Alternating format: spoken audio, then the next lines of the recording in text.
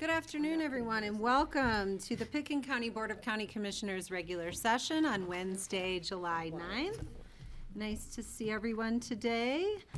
Let's see, we have a somewhat shorter agenda than normal today, and let me check in with Deputy County Manager Kara Silbernagel. Do we have any additions or deletions to the agenda? No deletions or additions to the agenda today. I do want to check in with the board. We have an exec session noticed for after all of our action items today. We realized a little earlier this morning that it's going to be several weeks before we have another executive session with the board. And so I wanted to see if folks had any interest in covering the code enforcement items that we did not get to yesterday. And I won't adding be that attending to the exec, today's so whatever exec. We can see how long the day runs before we decide that, but I wanted to just maybe plant that idea because I don't think we'll have another exec session until August. Well, I would rather leave to go home before 7. Yes, me too. If possible. It's just a crazy day for me, so normally I don't mind staying really late, but, so could we figure it out what time we get through with the hearing and everything? Absolutely. Thank you. Yes. Okay. And yes, I wanted to recognize people's time. So we'll decide if we're going to add those after we cover all of our action items for the day. Thank you for your consideration. I'm going to go and, excuse me, open the public comment. This is for items that are not listed on the agenda for a public hearing today. And I invite members of the public to come up, address the board, and you have 3 minutes on any item that isn't already listed for a public hearing. Come on up, please. Hi, good afternoon. Hi there. I'm Joshua Saslov, and I live on Placer Lane in off Red Mountain Road. I'm coming to you at the suggestion of the Aspen Police Department and the Pickens County Sheriff's Office. We've determined the situation I would like to present to you is in Pickens County. It is relative to people parking their cars on Red Mountain Road and leaving them there for days, sometimes nights, sometimes weeks. In fact, we have somebody who is actually, he just moved, but he's been living for a couple of weeks on Red Mountain Road. We're familiar with that bus. And he's been confronted by the sheriff's office, but he has been told he told them that I know the law, and within the law, I have the right to be here. I can live on Red Mountain just like anyone else. So the suggestion by the sheriff's office was, and roads, was to come to you and make it your problem. We're here to serve. And I know there are a lot of construction people parking at Red Mountain Road, and I saw tags on their cars the last couple of days.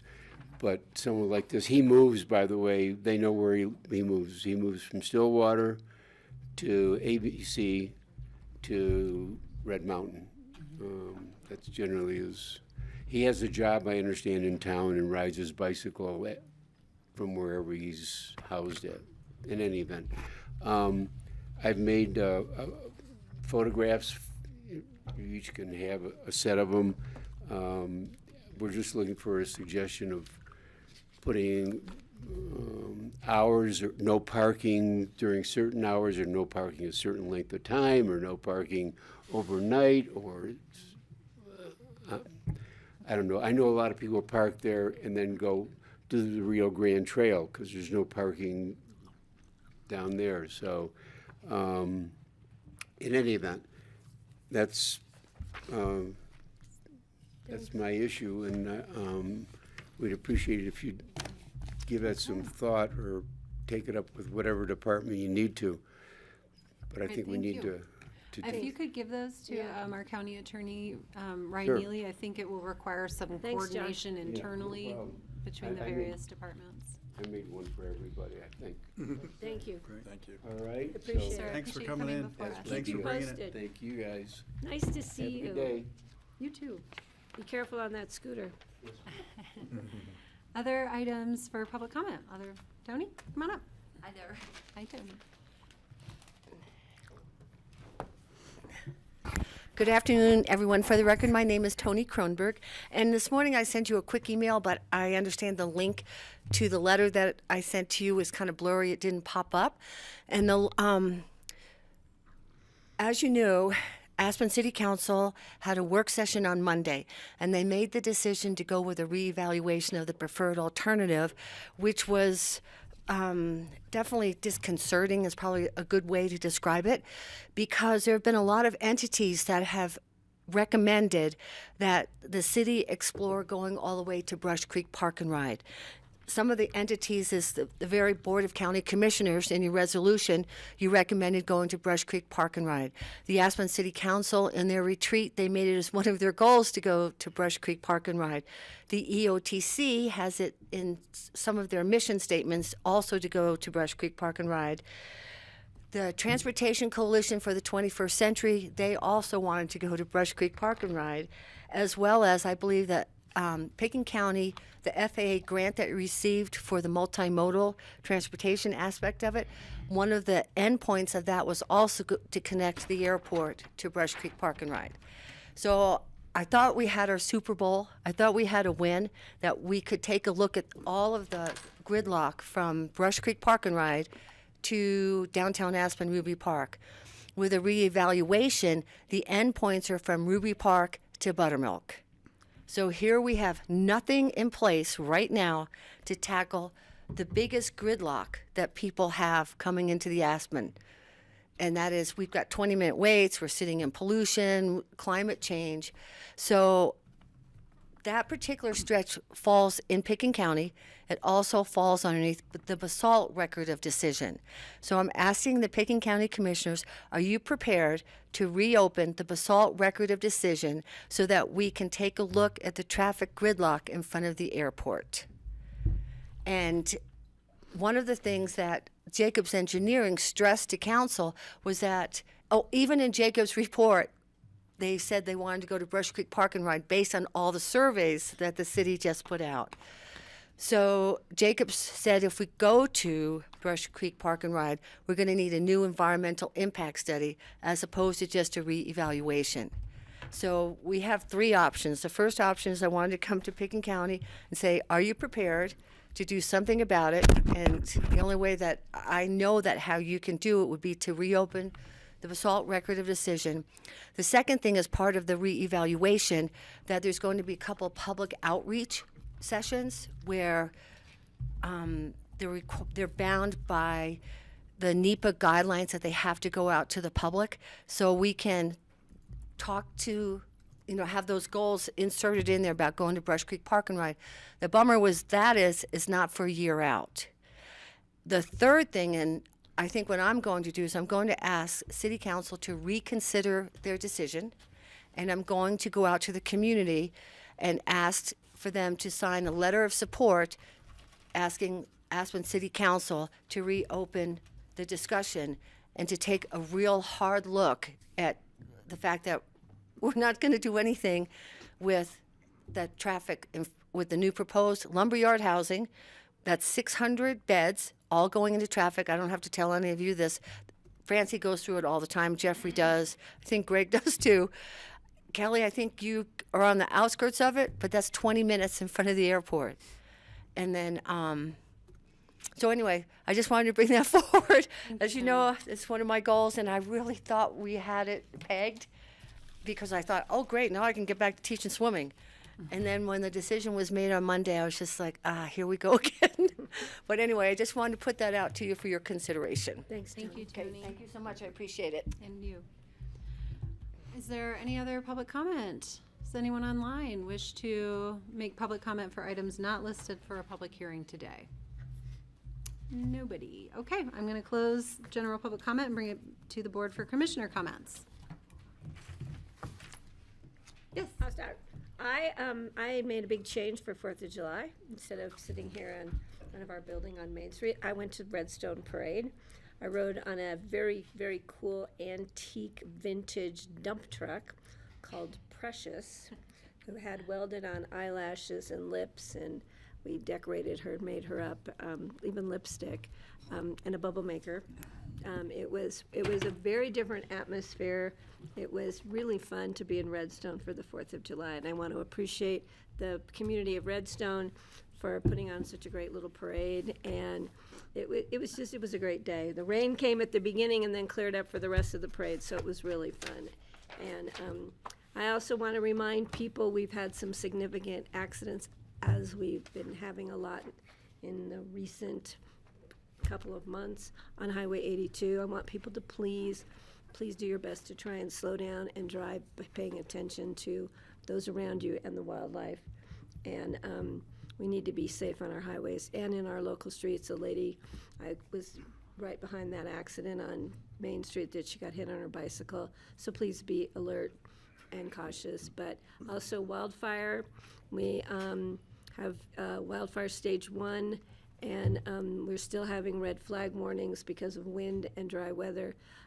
So please be respectful and be cautious out there, because we want to protect what we have around us here in Pitkin County and the Valley and the state and the country for that matter. Thanks, Patty.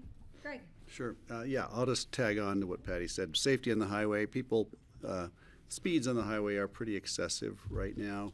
And I mentioned it briefly yesterday.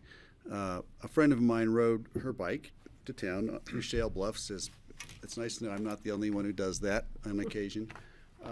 And she happened to notice that Lance Armstrong had ridden the same route through Shale Bluffs previously yesterday, just before, and he had made a comment about the condition of the highway through Shale Bluffs and the construction debris, the trash, and the sloughing shale that's come down off and does regularly is now flowing across the white line or close to it onto the roadway. CDOT gets to that once a year, maybe twice a year, which simply isn't enough. When there's a big rain event, sometimes it will flood and fill up much faster. But that's an area that really needs attention, and people do cycle through there. It's really dangerous because you end up having to swerve into the traffic lane. So I wrote a personal note to the CDOT director of CDOT, Shoshana Liu, asking if she might come and visit us someday, and we could show her around that vicinity and maybe get some attention focused on ways that we could sweep that section or keep it a little cleaner, maybe calm the traffic through that dangerous section, and just try to improve the general appearance and safety of the whole thing. I've seen more bicycle commuters going through there and cyclists than ever this summer, and so it'd be nice to get ahead of that one before somebody gets hit or we have something else happen in there. But really, it's embarrassing how what the condition the highway is in through there. If you look at all the trash that's accumulated, construction debris and just trash. Thank you. Thank you. Other comments? Francie? Well, you might be interested to know that when I was teaching algebra, I always had kids do a problem on how long the light has to be because you can't see the yellow as you start coming around there. So they had to do an algebra problem to figure out how long does the yellow light have to go for in order to be ready to stop when you get to Shale Bluffs. Interesting. Coming from us. See, well, it's good. We should bring some of those kids in. Was Andrew Knapp one of them? What? Was Andrew Knapp one of your students? No, it was not. He'd like that. I wanted to express my horror and dismay about what's happening in the Texas yes. Hill Country. It's just so over the top terrible, and just thinking about those people and how terrible it must be. I was listening to one Mexico. of the rescuers today. Just a horrible job. And the devastation is unbelievable. And I'm wondering if I could use this moment to ask Rye something about the comments about Red Mountain Road. Sure. Is that a county road? I think portions of it are.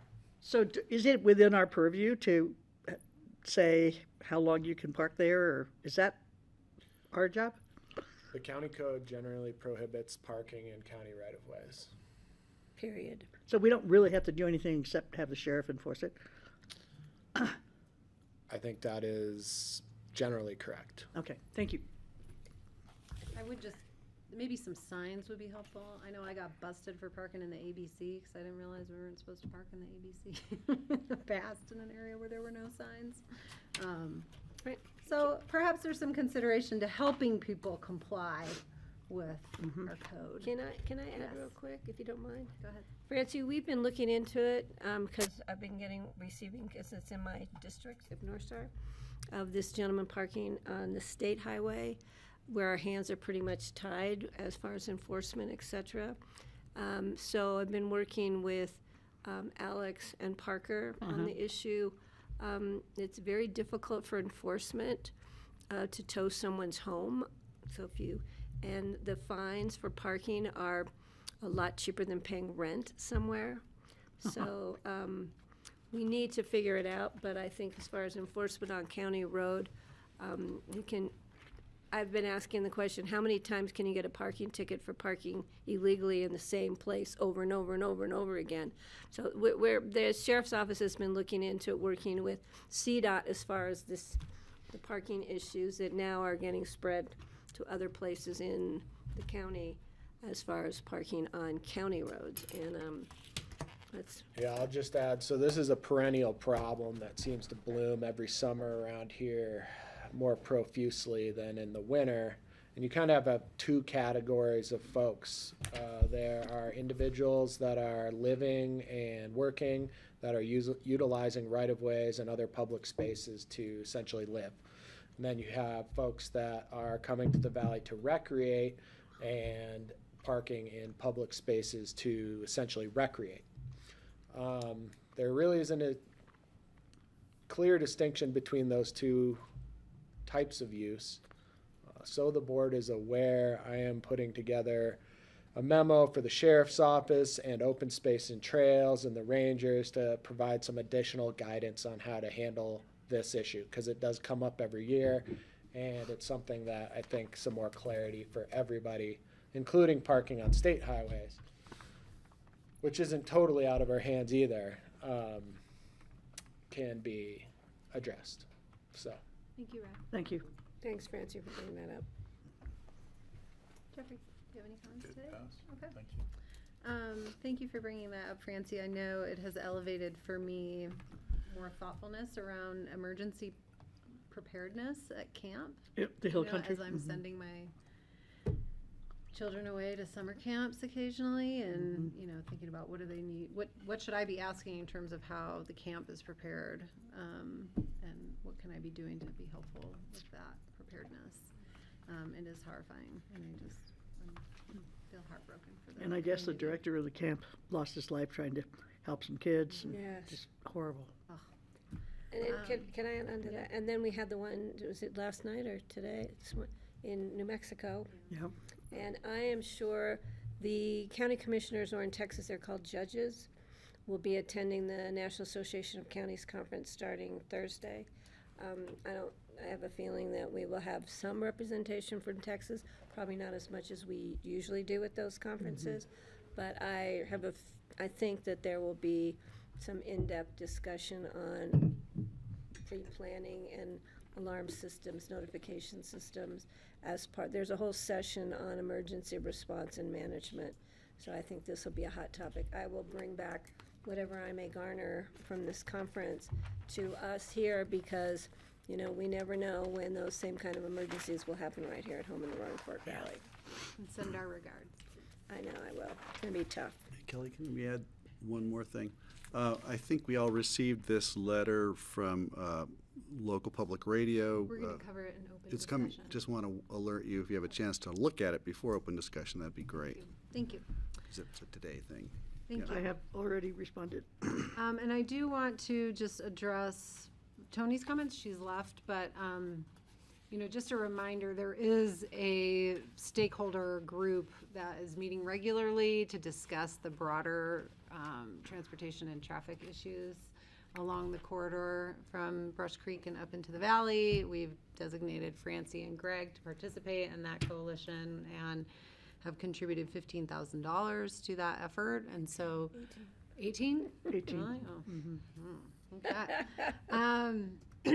And so there's nothing happening, and I expect that if there are solutions that group identifies which merit a revisit of the ROD, that would be one of the recommendations that come back to us. Tony does attend those meetings as part of the public. Great, thank you. And then finally, I just want to congratulate our county manager who's getting married this weekend, and acknowledge him and Kate and wish them well on their wedding and their future. I'm going to participate in the audience virtually. Okay. I don't We'll call you usually and do that, but FaceTime I don't you. want to miss Kate singing, so you may see me there. Okay. Let's move on then to consent items. We have the minutes of a June 25th regular meeting and July 1st special meeting. Is there any corrections to those minutes? Otherwise, Motion to I'll look for a approve. Motion from Greg. Is there a second? I'll second. Thank you, Patty. Any further discussion? Seeing none, all in favor, please say aye. Aye. Aye. All right, item number 2, this is the board sitting as the liquor license authority. Ordinarily would be a public hearing. However, the applicant has had some family matters he needs to attend to and has requested a continuance to July 23rd. You want to come up, Sam? Anything else to add? Yeah, I'm here if you guys have any questions for me, but the applicant reached out last week asking to continue this just because he would like to be present. I'm either sorry, in could person you or say why virtually. he's asked for the continuance? I couldn't There hear was a family emergency. Okay. Yeah, you. Thank you. Told them to go home. a medical. They should've stayed. So. And this is for a renewal of his current liquor license at First came in. Boulevard Barrel, and they are known as Down Valley Hospitality, Inc. Is there a motion to continue this hearing and resolution to July the 23rd?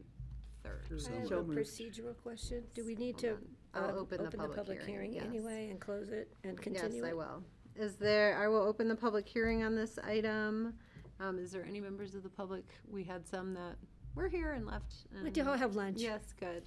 Other members who wish to comment on this application prior to our continuance?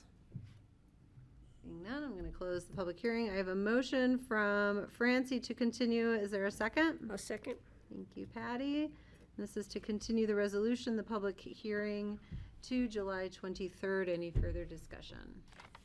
Seeing none, all in favor, please say aye. Aye. Aye. Thank you. Thank you, Sam. Okay, item number 3. This is a first reading and will be heard for public hearing on July 23rd. An ordinance of the Board of County Commissioners exercising Pickens County's first right of refusal and purchase of 86 Hideaway Lane in Glenwood Springs. And we have Andrew Miller with our Housing and Resiliency Department. Hi. Good afternoon, Andrew Miller, Housing Analyst, Pickens County.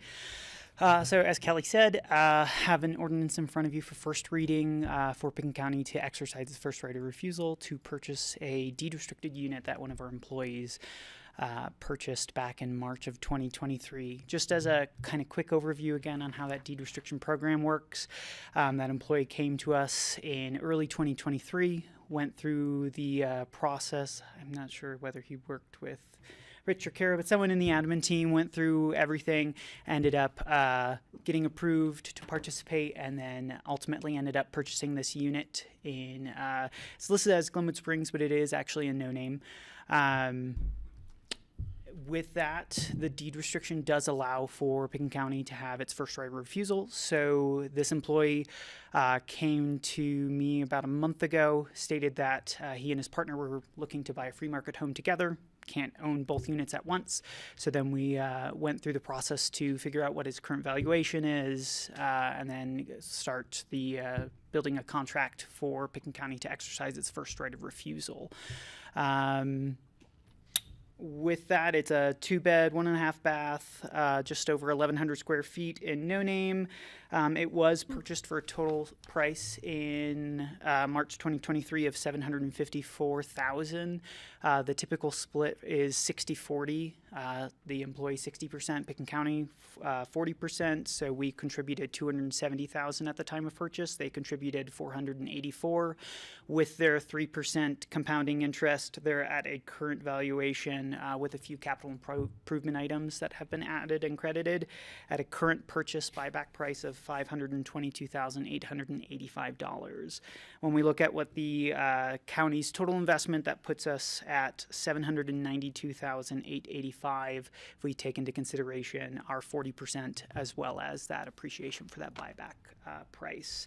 We are currently under contract. The inspection objection deadline is July 21st. So prior to second reading on this, we're working through some inspection objection items that could result in a cost reduction on this. So once we get those updated numbers, if we have any, those will be brought with forward for second reading. But I'm happy to answer any other questions. Just Gregory and then- question, okay.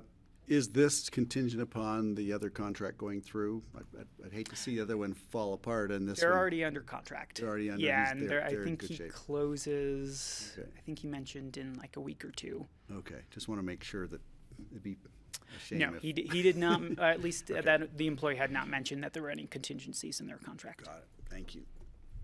Good question. Other questions? No questions. Okay, and then a discussion about our use or disposal or resale of this unit will come back to the county at a different, after we Correct. possess it. Okay. All right, seeing no other questions, we will have a public hearing on this item on July 23rd. Is there a motion to approve this ordinance on first reading? I'll make a motion to approve and then for further discussion on second reading for anything that may come up between now and then. Perfect. Second reading is the 23rd of Second. July. Thank you, Patty. Thank you, Greg. Any further discussion? Thank you. All in favor, please say aye. Aye. Aye.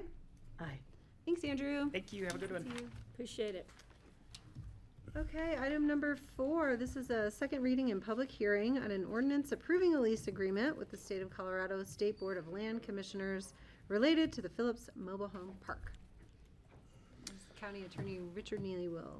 Thanks, Kelly. Item. Michaela, would you please promote me as a panelist to the meeting so I can share the survey of the property? And I'm going to start right off by letting you know, I know that the encroachment is 6 units onto the state land board, and the ordinance says 5. Oh. I'm going to get counting figured out at some point, but I haven't yet. I know I said 3 during first reading and 5 in the ordinance. I am pretty sure it's 6. So, and I will bring up the survey that we obtained when the county purchased the property in 2016 to show the encroachment right now. So let me do that. It'll take me a second to get it back up. Here it is. And then we can talk more about this. So, here we go. As Kelly mentioned, this is an ordinance of the Board of County Commissioners approving a lease with the state of Colorado, and the state land board administers this property for the state. As you'll recall, this property is located adjacent, the Phillips Mobile Home Park is adjacent to the state land board property. And what is in front of you is a blow-up of a survey that the county obtained during our due diligence process when we purchased the Phillips property in 2016. The line in between what is depicted as State Highway 82 and the Roaring Fork River, that solid black line that runs up and down on the page, that is the property line, with Phillips being on your right and the state land board property being on the left. And you can see 6, not 5, trailers are impacted or are on the left side of that line. A portion of 3 of them only are on the left side, and fully the first 3 are on the left side on the state land board property. So the intent of this lease is to deal with this encroachment as well as the encroachment of some of the wastewater treatment. And I should say it's really just a leach field for a septic, which is further to the north on this property. Let me see if I can show you that. I can. You can see right here, here's generally the leach field for the trailers on, I'm sorry, the mobile homes on the east side of the river. And the leach field extends again into the state land board property.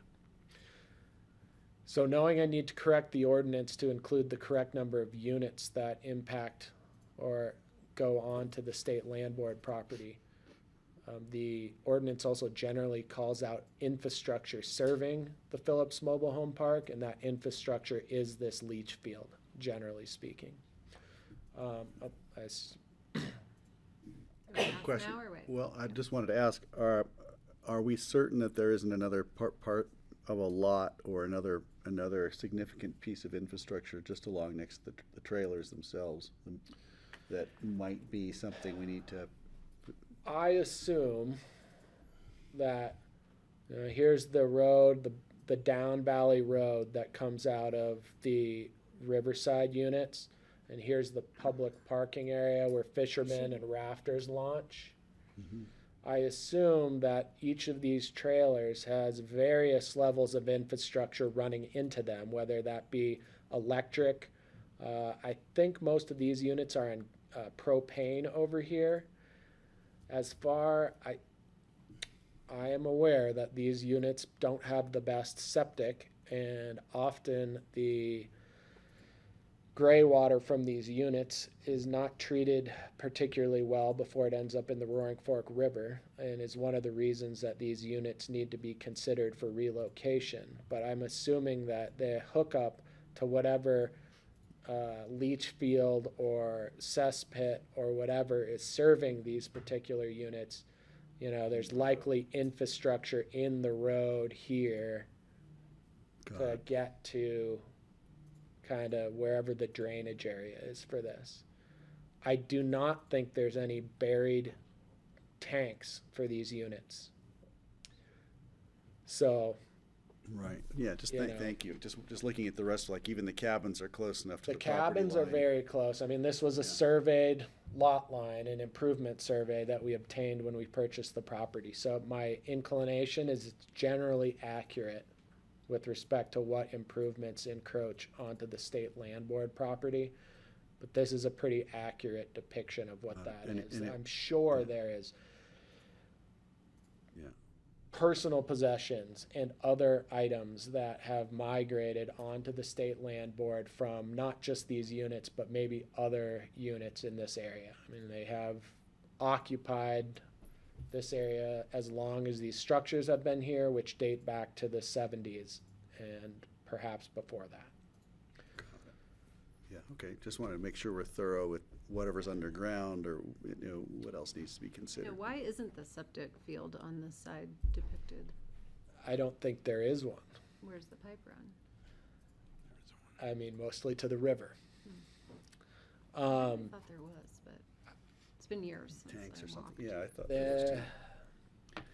Somebody should know about there, this. some of this gray water is pumped from this side onto the other side and treated and dispersed over there. But Could to be assume that each of these units on this side of the river is adequately hooked up to a system that would meet today's standard to treat that water is, I don't think it meets today's standard. I just thought there was a present leach field over there. Tanks or something. Yeah. Yeah. I think it's all goes over. And the potable water comes from the, Well, my Other question side is, across do the we need to river. do any more due diligence on this regarding physical, intrusions or, things close to that could be an issue, or are we good? I think we're good. The intent, as you'll notice, the draft of the lease that is still in your packet is not completely filled out because that is something that the state land board staff and I will do with respect to describing the premises after the board approves it. But it will encompass the units, generally the area around the units, and the leach field to the north of what's on your screen right now. The intent is to cover everything that is encroaching onto the state land board property. The intent is to do what? I'm sorry, the intent is to cover everything that is encroaching from the Phillips property onto the state land board property. You'll And recall, what if this, I'm sorry. no, Francie. What if the state decides that the current situation is not okay, it's against the law, it's blah, blah, blah, blah, blah? How liable are we? I mean, what, sort of along the lines of Greg's question, but it seems to me this is a situation that's subpar, if not downright in violation of codes. And so, if we are then taking responsibility for the units that are on state land, does that increase our vulnerability, our liability, whatever? the short answer is yes, it does increase our exposure to dealing with any issues that come up. And the lease does require us to hold the state harmless with respect to our use of the premises. That being said, the lease term is 5 years.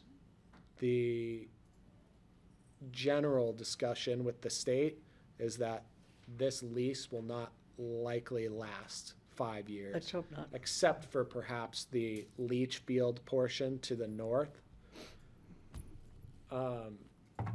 And that even could change if the property ownership, for example, of the state land board property changed. But the general conversation that has been had with the state and has been had with the state for a number of years is the intent is to relocate these units to the other side of the river. And the state has been patiently working with us on that goal, knowing that we don't want to displace any folks that have been living here for a very long time and or are relying on continued ability to live here as one of few remaining affordable places to live in the county. So the state is aware of that. I know they would love to see the infrastructure both for these units as well as the units on the other side of the river ultimately updated, particularly gray water treatment and wastewater treatment, because I think there's a general understanding that there is not adequate wastewater treatment, and a lot of that is ending up untreated in the Roaring Fork River. But the short answer to your question is yes, it does increase our liability to some extent. Are they ultimately liable, though, as the owners? I mean, the property owner always has liability associated with their ownership of the property. The lease attempts to shift as much of that liability to the county as it possibly can. There's some limitations in state law as to how much for the county, with respect to the county entering into contracts of indemnification, meaning we'll indemnify you and hold you harmless for anything that arises on this property. But and the state's aware of that. It's a constitutional prohibition on the county entering into contracts of indemnification. But that being said, as much of the liability associated with these units being located on the state land board property is being shifted to the county. And what organization or what department of the state could cite us for the intrusion of gray water into the river? Is that CDPHE or? Presumably. I suppose that the state also enforces regulations associated with mobile home parks, and there's certain regulations regarding clean water, adequate sanitation facilities, providing those services to residents of mobile home parks that I suppose could potentially be raised. That conversation has also been had with the state on that level as well. There's a general understanding that the spacing of some of these units, the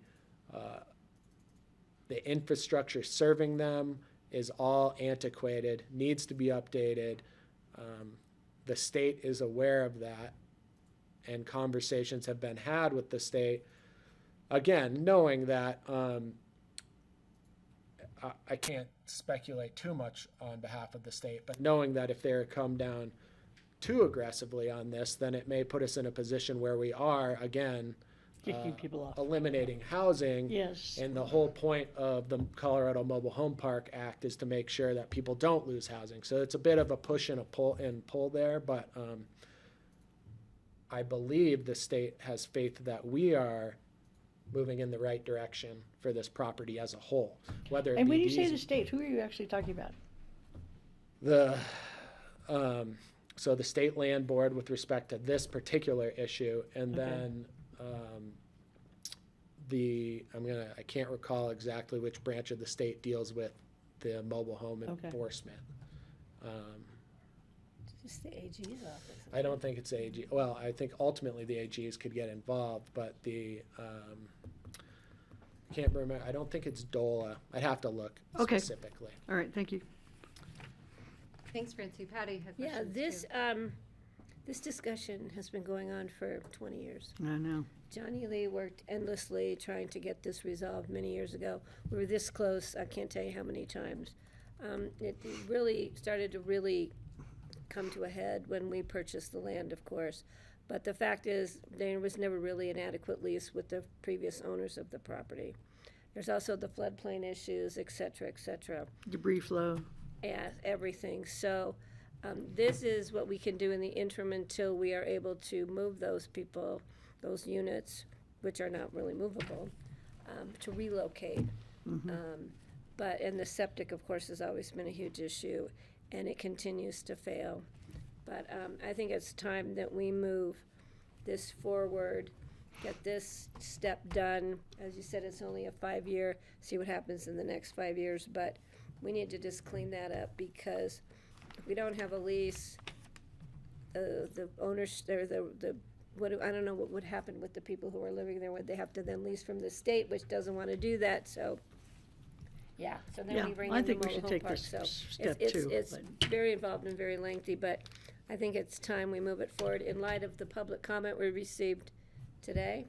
I think, Rye, you've cleared up the number issue and the fact we don't want to delay this any longer, as the person who, and I want to thank them for taking the time to respond. I'm sorry there was a holiday that delayed but there's only so much we can do about the 4th of July.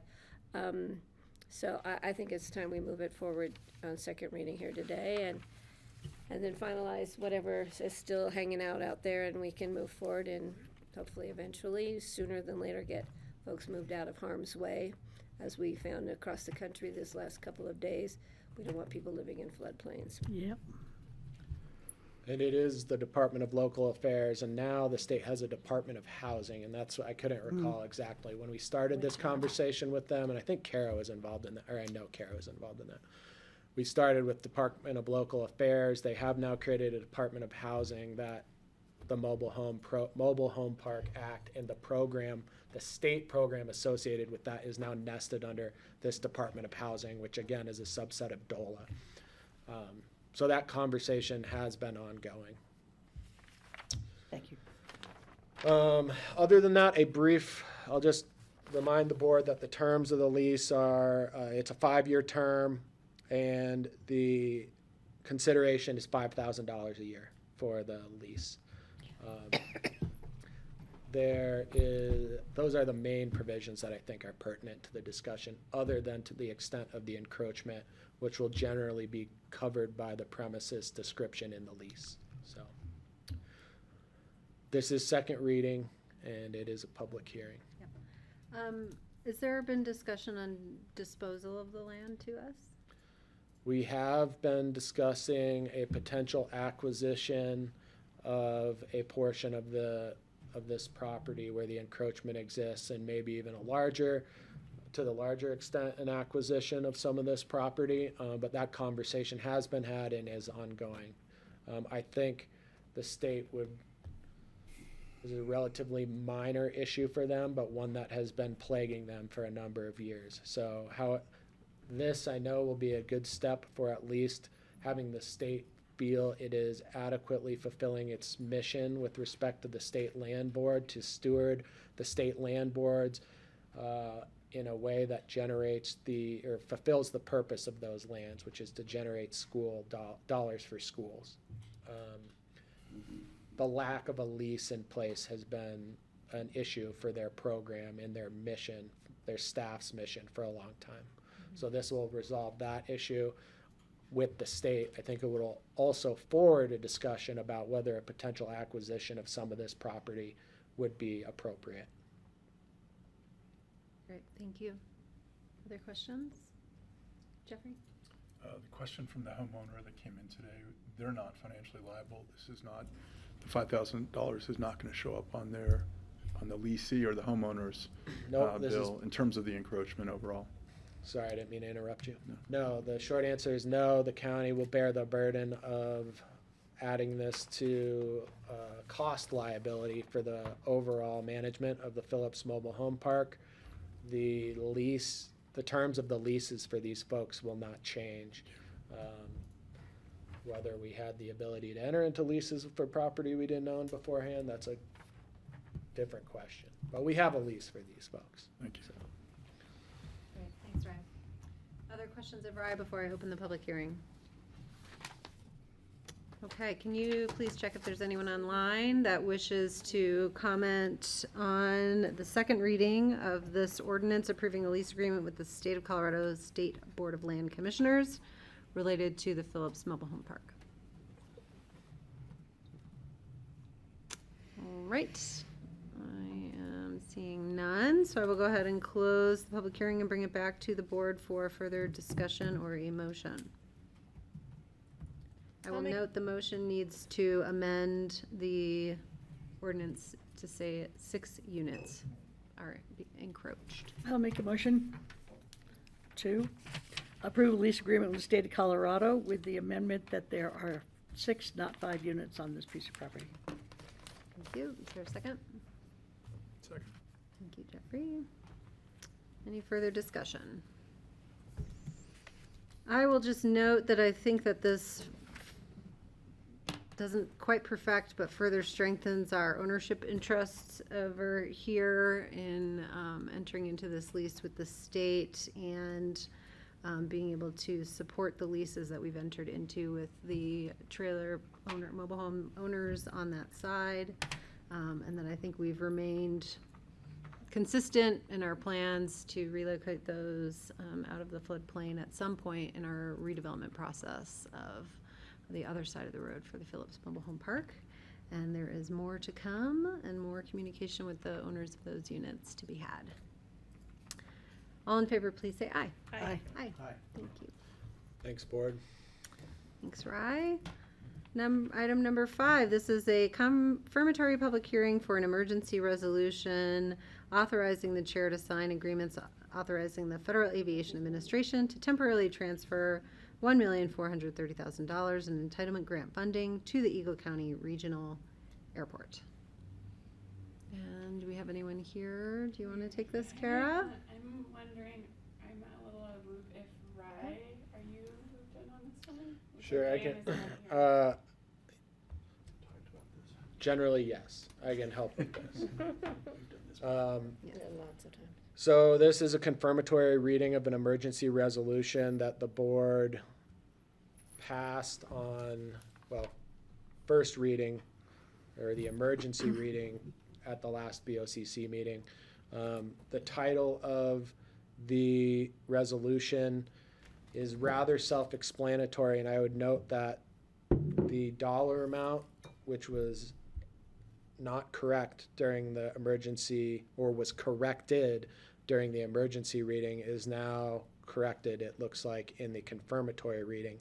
And what this does, and it's something the board has seen before, is transfer some dollars that are allocated from the FAA to the Pickens County Airport to another jurisdiction in the state. you will recall, and the amount of that transfer is $1,430,000. And that will go to the Eagle County Airport. And this is part of the Airport Improvement Program entitlement grants from the FAA. Importantly, engaging in this transfer of dollars extends the time frame within which Pickens County has to utilize this pot of money. So there's really a twofold benefit to doing this. One is it extends to one of our sister jurisdictions the opportunity to use these dollars when they have the ability to utilize them now, and it banks and extends or tolls the period of time within which we have to utilize this money, which would otherwise expire. I can't recall exactly how long, maybe 5 years within which you got to use them, I think. So that's generally what this does. I couldn't tell you much more about it. I know I have to sign something about this sooner rather than later, but I've already signed it based on the emergency. it must be in my The inbox. approval Yes. of the emergency So, resolution. any other questions on this? Just have a comment. You know, we've done this at, I think we did it with Colorado Springs, we've done it with other airports around the state, and it's like banking our dollars, and rather than losing them into the black hole back in Washington DC. So I think it's a great way for us to be able to utilize them in the future when we have a few projects we're anticipating at the airport. I think the money will come in handy. And I Other know that Eagle questions? County is grateful because I talked to them briefly. So the other 5 million of these entitlement funds, we have to spend within a certain amount of time? And can we spend them on anything on the airport? Like fixing the runway, kind of short-term fixes of the runway and stuff? I do not know the answer to that. Okay. Which entitlement funds? The ones that are now in the Well, out of the appropriations? 6 million entitlement funds that we received, we're giving 1,600,000 or whatever to, Right. What Eagle. Commissioner Jacober's talking about is in the last whereas clause on the first page of the resolution, it talks about the balance of the fund being $6,977,000 and change. This is a transfer of $1,430,000 of that. right? So we have 5 So million. You're saying the remaining amounts, not the, it's more than 5 million, but What's 5 million something? but- 5,800,000. Yeah. Yeah. And so that, well, we'll get the answer at some point. I'll No make worries. sure that No when we worries. get done, I'll shoot Diane an email to make Thank sure you are interested in inquiring into that Are we subject. gonna spend that Exactly. balance of that funds, yeah. Okay. And does that answer prevent your I'm all ability to good. move forward Thank you. today? Okay. Let me go ahead and open the public hearing on this. Again, this is a confirmatory reading. This was an emergency resolution to transfer these funds. If there's anyone here who wishes to comment on this transfer, please raise your hand online. Okay, seeing none, I will go ahead and close the public hearing and look for a motion from the board. I'll make a motion to approve on confirmatory reading the opportunity for, I don't have the title in front of me, Got it right here. the transfer, authorizing the chair to sign agreements authorizing the Federal Aviation Administration to temporarily transfer $1,430,000 in entitlement grant funding to Eagle County Regional Airport. Is there a second? I'll let them know tomorrow morning when I fly out of there that we're giving them $1,430,000. All right, all in favor, please say aye. Aye. Aye. Okay, thank you, everyone. Can we take just a few before we start? Sure. We are going to move on to a land use action to hear the Favog Ranch LLC appeal of administrative decision 9-2025. I will, I'm going to go over some procedural items, but let us take, how about a 8-minute break? Give some time for folks to get set up, and then we'll resume after the break for that item. Thank you.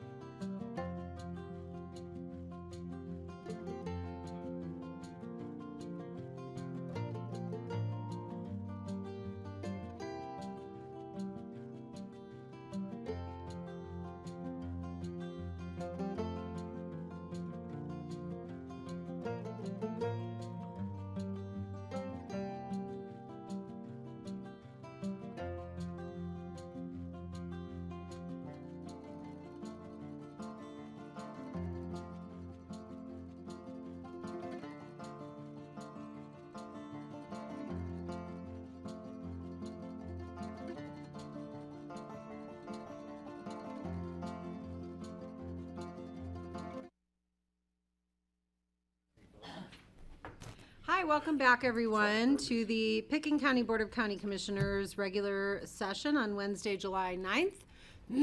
We have reached our land use actions, item number 6 on the agenda. This is the Favav Ranch LLC appeal of administrative decision 9-2025. These appeals are formal actions of the BoCC, where we are sitting as a quasi-judicial board and adjudicating this appeal. And so with that, it requires a bit more formality than we handle our other items generally. And so as the chair, I'm going to walk us through kind of the expectations of the process. I will look to our county attorney to correct or add anything if I've omitted anything. And so with that, how I would like for this to go today is we will hear presentation from staff. I will ask staff to limit their presentation to about 20 minutes. Once they're completed, the board will have the opportunity to ask questions of staff. We then will turn it over to the appellant, who will also have 20 minutes for presentation. The commissioners can ask questions of the appellant. We can add additional time should the discussion or presentation merit such, but in the spirit of fairness, I'm going to start us off with that time limitation. After the appellant's presentation and questions from the board, the staff will have the opportunity to rebut anything that has been heard.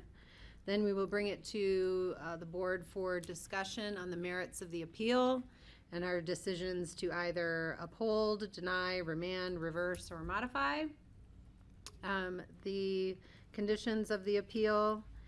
And then ultimately our action today will be to continue this item to come back to us with a resolution of our decision, at which time we will vote to approve the resolution based on the direction and discussion of the board today.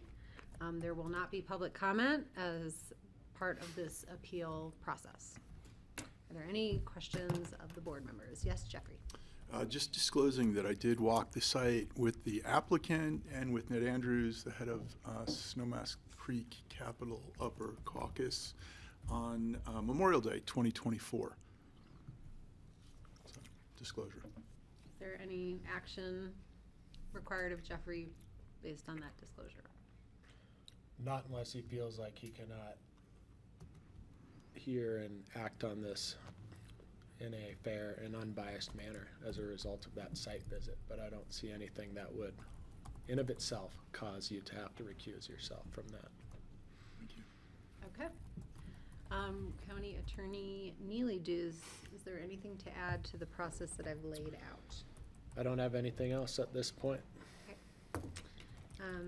Thank you very much. So with that, Tammy, are you ready? Yep. Okay. Start.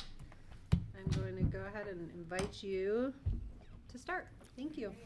So, Again, I am going to time us for 20 minutes. We have some discretion, but I'm going to try and keep us fairly aligned. So Okay. please go ahead. all right, so this is the Favav Ranch LLC appeal of administrative decision number 9/2025. We just went through protocol. So, to summarize, the Favav Ranch LLC is appealing the administrative decision which denied an activity envelope and site plan review and GMQS exemption for a new single-family residence, a caretaker dwelling unit, an accessory structure with a gym, a swimming pool and spa, an OWTS and well, and an approximately 1,181 foot long driveway, a bridge across Snowmass Creek, and the associated landscaping and earth moving and grading that's needed to accomplish all that. So the applicant is obviously Favav Ranch LLC. They're also the appellants. They're represented here today by Chris Bryan. The subject property is pretty easy to pick out. It's very notable. It's highlighted in blue on the screen. And as you can see, it's at the intersection of Highway 82 here to the north and Snowmass Creek Road on the east side. Snowmass Creek runs through the property here. And then it's notable that the Snowmass Conoco Park and Ride is in this upper portion on the northeast side of the parcel. Just to the west is a CDOT owned parcel, and the applicant does have an access easement through that parcel shown here on this pink line. And then just to the south, there's also an access easement to the benefit of the parcel just to the south here in this little tiny pink line there. And you can see that's their driveway that goes to an auto court and development of a house down here. You can barely make out.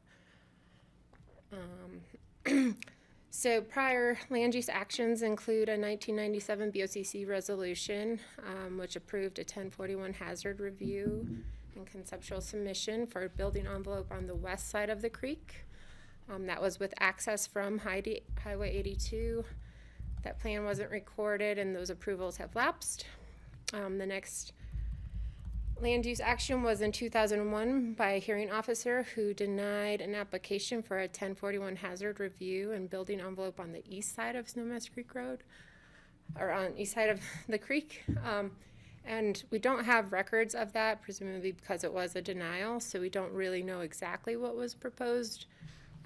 But we do know that access was available from Highway 82, which probably guided that determination, as well as the setbacks from the creek at that time were only 20 feet, so you can maybe make the assumption that development was up to that 20-foot mark on the east side of the creek. Then recently in 2023, CDOT has denied access requests from Highway 82 per state law that directs owners to use the local road systems when available. So I know the applicant spoke with CDOT at length. I also spoke with CDOT, and our engineer spoke with them, and that's kind of a hard and fast rule that that access can't be taken from Highway 82. And then that brings us to the recent land use application that was submitted in 2023. A site visit was done with staff and the planning engineer, the county engineer, Roaring Fork Fire, and the applicant and their representatives. At that time, staff did express concerns over the development of the driveway, primarily the driveway and the bridge, into those wetland areas and riparian setbacks. And in response to that, the applicant did come back with some amended plans which moved the driveway entrance closer to that Snowmass Conoco Park and Ride to shorten that driveway length. They also changed the location of the bridge, which helped reduce its encroachment into a wetland. This application was initially reviewed by a bunch of staff, the zoning department, the engineering department, environmental health. And then upon that initial review, staff expressed concerns back to the applicant about code compliance.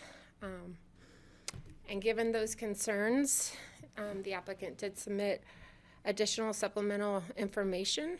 And a meeting was held on December 16th, 2024 with staff and the county's attorney, or the applicant's attorney and the representatives to discuss that additional supplemental information, which included more information regarding water augmentation, overhead power lines and such.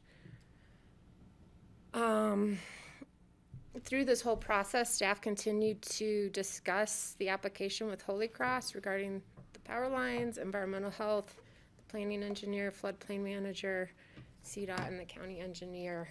And then on March 4th, pursuant to Administrative Decision Number 9, 2025, the ComDev Director denied the proposed site plan and activity envelope. And then in March 2025, a notice of appeal was submitted from the applicant's rep, which is why we're here today. Agencies that were referred are listed on the screen, and we did receive comments, and those were taken into consideration in this decision. And I'll just summarize the application as quickly as I can here on screen. So this is the proposed activity envelope and site plan. My mouse is a little jumpy, so I can't really point out the features, but there's Snowmass Creek Road on the top of the screen. The driveway's coming in off of that. And you can see in a darker section, this is the bridge spanning the creek. The dotted lines are all the proposed activity envelope. There's different colored dotted lines, but everything within those dotted lines is the proposed activity envelope. So you see the driveway here, some fire pullouts. A lot of grading associated with the driving is shown in these lighter lines here. The well is proposed to be in this northwestern side of the property. The septic is located here. And then the footprint of the house is shown in this darker gray hatch here. And specifically, these are the plans for the house. So we have Can the you go back to the other one just before? Yep. Sorry, I just Yeah, it's fine. gotta know what I'm looking at. Is the river in this picture? Francie, It we'll get to is. questions. Sorry, I'm gonna be a real stickler Okay. about interrupting. All right. Thank you. Yeah, it is. There's just a lot of information to see with all these lines. It's hard to pull out, but it's more or less right here. And there's setback lines from that are also kind of hard to pull out of there. I've got some more drawings that will hopefully depict that a little bit better where the river is. Thank you. And then here is the residence. So we've got the single-family residence. Here's the pool that's proposed, the accessory structure with the gym and sauna over here. This is the garage, which the zoning department deemed was actually attached to the house, and below the house, so there's a garage, and it's attached to the house via a hallway that's subgrade. So you go through that hallway to the garage, and then above that is the CDU. It's just kind of interesting. Typically, the board reviews CDUs. Typically their special review when they're detached, but because there's that subgrade hallway, it's considered attached. So there's no special review code sections to address with that CDU. So the land use code sections that were considered include Chapter 1, Chapter 2, Chapter 3. All those sections I've listed on the screen. Primarily, the bulk of staff's review is done in Chapter 7, the development standards. So I just wanted to list all the standards that were considered here. These are more of the Chapter 7 development standards. So board's really familiar with all of these, you know, the floodplain hazards, geologic hazards, wildfire hazards, wildlife hazard or habitat areas, and so on. There is a hierarchy when we review those standards, and that some of those standards allow for mitigation, such as, you know, wildfire standards. Most everywhere in the county is in a wildfire hazard of some degree, so there's mitigation that can accommodate those. There's other sections of the code that don't have mitigation, where it's just a hard stop, you have to comply or not. So that's really where the findings in that administrative decision came from, is some of those hard stop sections that basically say you have to avoid these certain constraints. So, right, does the code prohibit development within that constrained area, such as a steep slope or in this case, a creek setback. Can the impacts be adequately mitigated is another consideration, as well as is there a feasible alternative location on the property to avoid or lessen that encroachment, and can the intensity of development be limited to lessen those impacts. So those are really how staff moves through all of those code sections, and how the findings were created in that administrative decision. So when I say a hard stop, as I said before, there's certain sections that basically, and in this case, the steep and potentially unstable slope section, which state you cannot encroach onto slopes more than 30% when there's an alternative location for development. So on this screen we have the slopes. Slopes that are 15 to 30% are in yellow, 30 to 45 are in orange, and 45 to 100 are in red. So I've circled a couple areas where there are steeper slopes that are within that proposed activity envelope. Now there are some around the house that probably could be omitted if the applicant pulled in their activity envelope. The driveway is a bit more difficult, and then there's slopes that are associated with the creek bank and some of these benches. There are exceptions to encroach on those slopes, but those are only when there's no feasible alternative. And in this case, staff believes that there is an alternative on the east side of the creek where you wouldn't encroach into those slopes. I will point out that, and we've always discussed slope anomalies, and so there are exceptions for slope anomalies, and so to kind of describe what that would be, it's slopes that aren't part of a larger continuous slope, so a big hillside. So it would be, these tiny, tiny little patches of anomalies. Those are considered anomalies, or we often see them associated with a road and the grading right off of a road to help with drainage. Obviously, a lot of driveways encroach onto slopes where they're cutting their driveway onto a road. So that is where the findings came from for the steep and potentially unstable slope sections. Staff really believes that there is an alternative location on the east side of the creek that would avoid those steep slopes. Other findings in the administrative decision had a lot to do with the river, stream, and wetland section. So this image here is depicting a little bit better for you, Francie. Snowmass Creek in blue. We've got the applicant's proposed activity envelope in magenta. The orange hatched area is defined by the 100-foot setback from the creek, and the red hatch is 50 feet setback from the creek. And basically, to paraphrase the code, it says there shall be no encroachment within that setback, the 100-foot setback, for new development. There is an allowance to go within 50 feet when it's just not feasible. Certain criteria have to be met.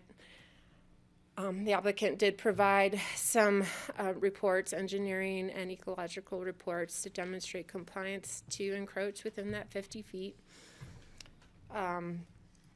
But really, the code says you cannot encroach into that 50-foot setback when there is an alternative on the site.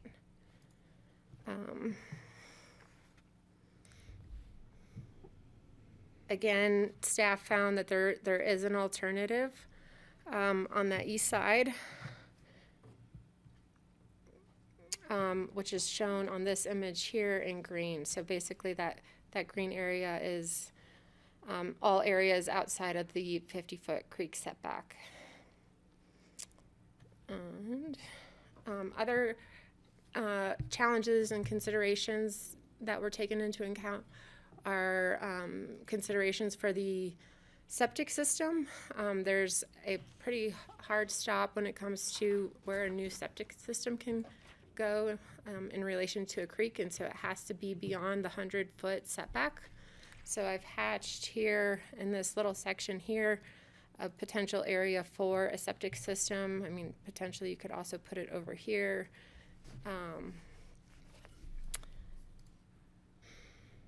Environmental health was very helpful in helping with some calculations and giving some general parameters and making some estimates on what could be done in terms of typical soil that they see in that area and typical systems they see in that area. And we haven't gotten any kind of report back from the applicant stating, what size system could go where with test pits and all over there on the east side. But environmental health believes that it was feasible to put a system over there outside of the setbacks. And I can go through some of their calculations if the board has questions about that. The other consideration was the overhead electrical line. So I have that depicted here in this gray line. And that gray line is the center of the pole, as well as a 10-foot setback on each side of that pole, where they really don't want to see structures built. That doesn't mean you couldn't put a septic system underneath or a buried fire suppression tank under there as well. I think in the applicant's original application, they had planned to bury it on the west side of the creek. I did speak with Holy Cross, and they gave some reason, a bunch of reasons why and when they prefer things to be overhead versus underground. So in this situation, we just assumed the line would be left above ground. And even considering that, staff still was confident that the applicant could develop the site and avoid that power line. Other considerations are the fire suppression tank. Oftentimes we see people put those underneath their driveway to minimize any extra development area. The other major challenge of the site is the well. So right now the applicant has the well proposed on the west side of the creek. You could maintain that and do some creative piping or following the bridge or something to get water from that side over. Staff didn't think that was too feasible, so we assumed that a well could be placed somewhere on this east side. We located a potential area over here where the cursor is. That area would be beyond the 600 feet from any other neighboring wells. It would also be beyond the 100-foot setback required from a septic system that could potentially go here. Other considerations associated with that well is an augmentation requirement. So this property is unique in that it's over two different sections as defined by the Basalt Water Conservation District. And so if you put a well on the east side of the creek, you'd have to do potentially different augmentation. So our planning engineer looked into that with the Basalt Water Conservancy District, thank you, and their calculations, and based his calculations off of a single-family house. He didn't do it with a CDU, a pool, and landscaping. It was a basic single-family house, and he found it would be very feasible to accommodate that augmentation requirement within a buried water tank. It would be very different if you did an above augmentation system, a pond of some sort. You would have evaporation. Is that my 20 mark? That is. Okay. How much time would you? Can I just have 3 more minutes real quick? Yeah, let's give you at least another 5, and we'll extend the same to the appellant. Okay. Thank you. And then the last thing is road and setbacks. So there is a setback requirement from Snowmass Creek Road and Highway 82, as well as yard setbacks. Staff's pretty confident that a Board of Adjustment variance could be approved from the Board of Adjustment for those, given that there are so many constraints. The last consideration staff had was the sections shown on the screen that basically say when you have a very constrained site, you're not entitled to the maximum floor area or maximum intensity that is allowed in the code. So while we haven't seen anything specifically proposed, that's always a consideration, that could be a design is just to build something smaller.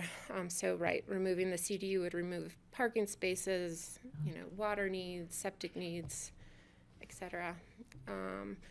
So all in all, staff still believes that development on the east side of the creek is feasible. And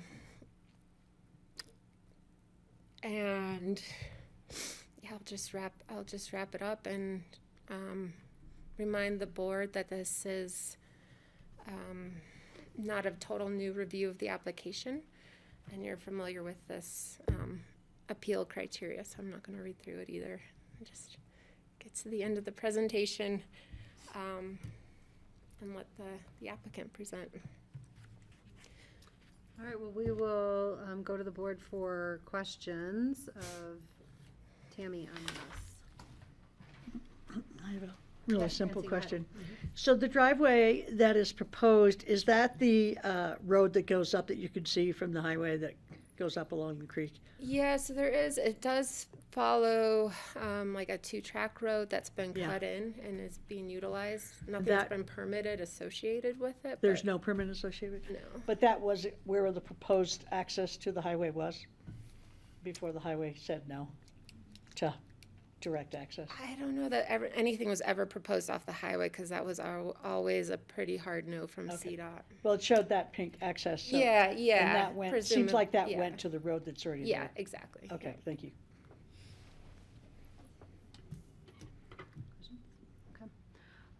I have a couple of questions. Could you show us the wetland encroachment? Let's see if any of those images are big enough for you to.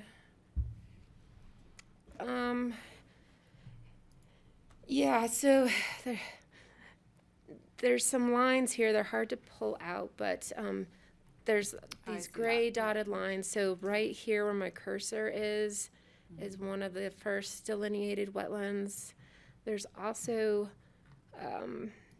one over here where the driveway would encroach to. I didn't get into the wetlands criteria so much, because there is a bit of a conversation going on whether those wetlands that have been delineated as wetlands are man-made from some of the ditches, the spillover from some of the ditches. I don't believe that the applicant has done further analysis. Maybe they have, that staff hasn't seen regarding that delineation. But the reason I didn't get hung up on it is it might be a moot point, given that there's already other code sections that would prohibit development there. Okay. And then, I'm a little confused about one statement in the findings where. Exactly.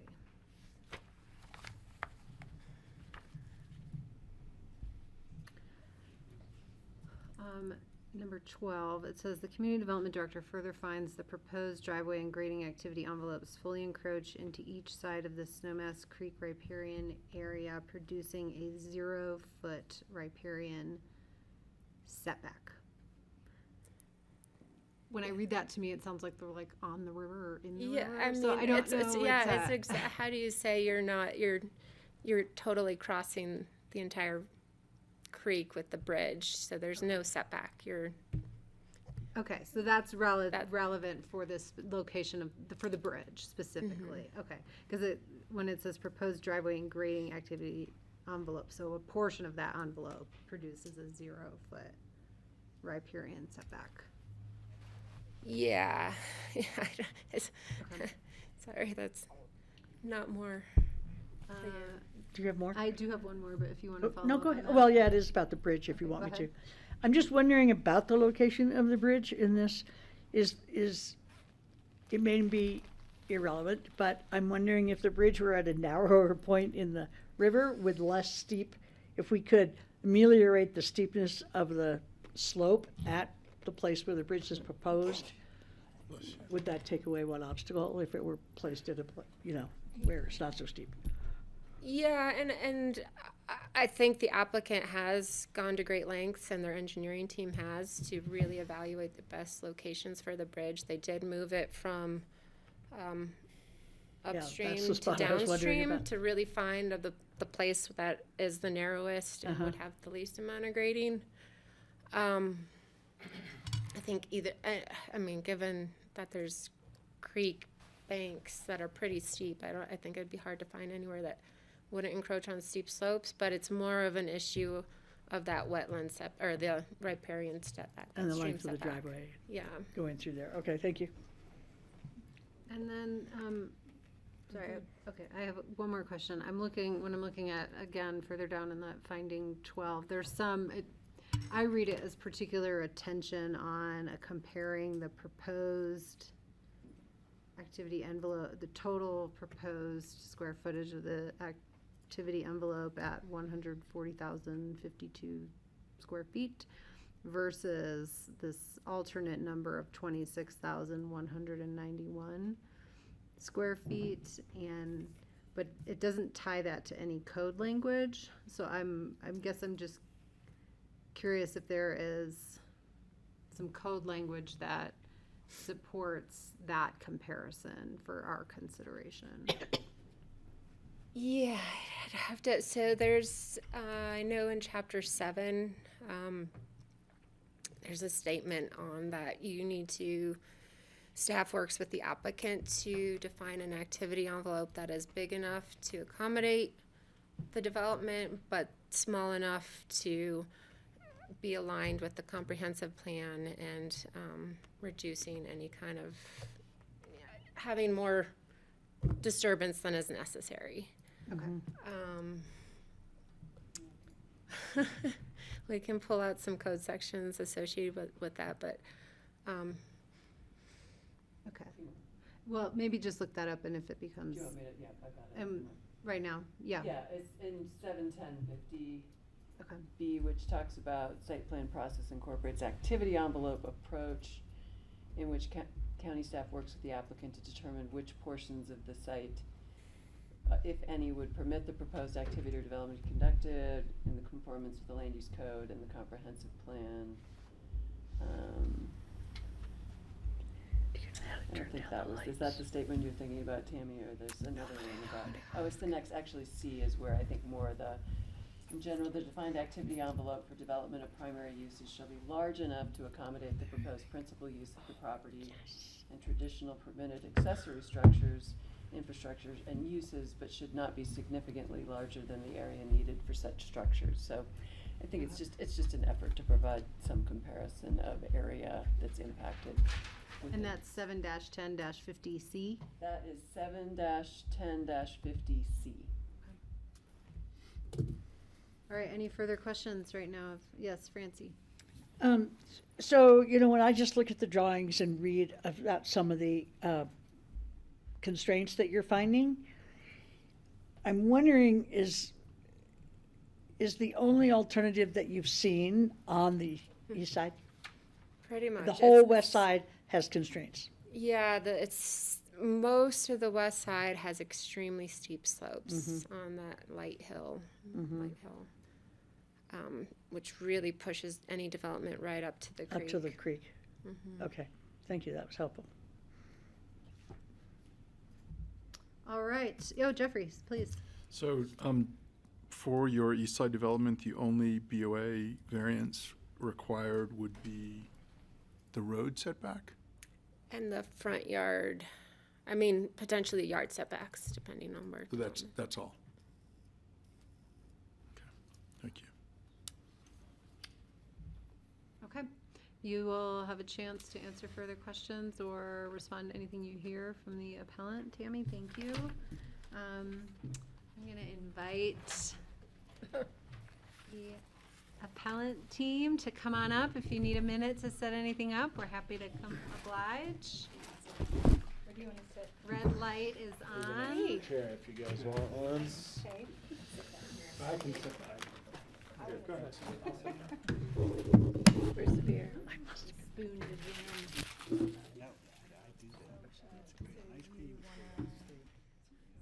I'm on the Zoom. I think you just raise your hand and then, or do you want me to run? Yeah. Our apricot's still in. Can you still get I them? just want to run the slides. However we, musical chairs. It is, thanks. Yeah, this is my backup timer. Give you time. As many or any.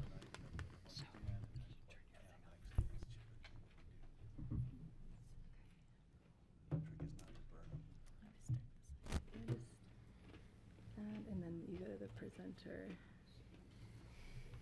Here, that guy. I don't use PowerPoint often.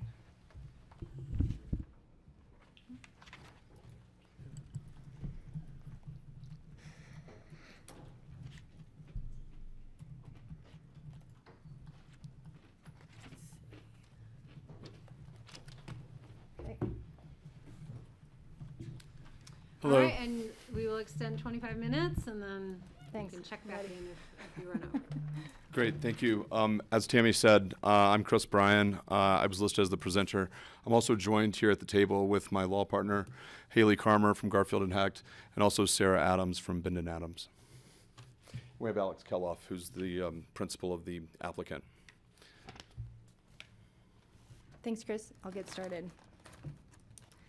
Okay, Tammy did a great job laying out the groundwork for the property, and I kind of thought she would do that, but I have some slides I'll just blast through, and we'll get down to the meat of what we're talking about.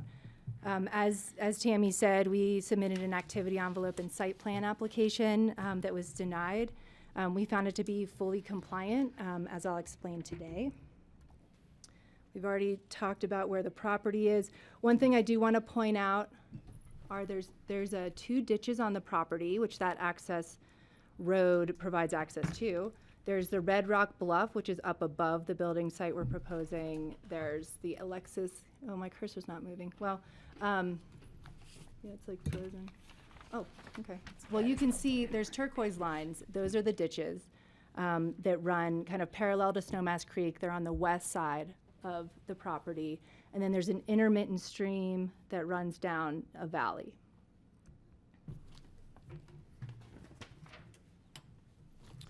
This is a closer look of the property. You can see the what we all know is the park and ride here. This is all CDOT property along the highway.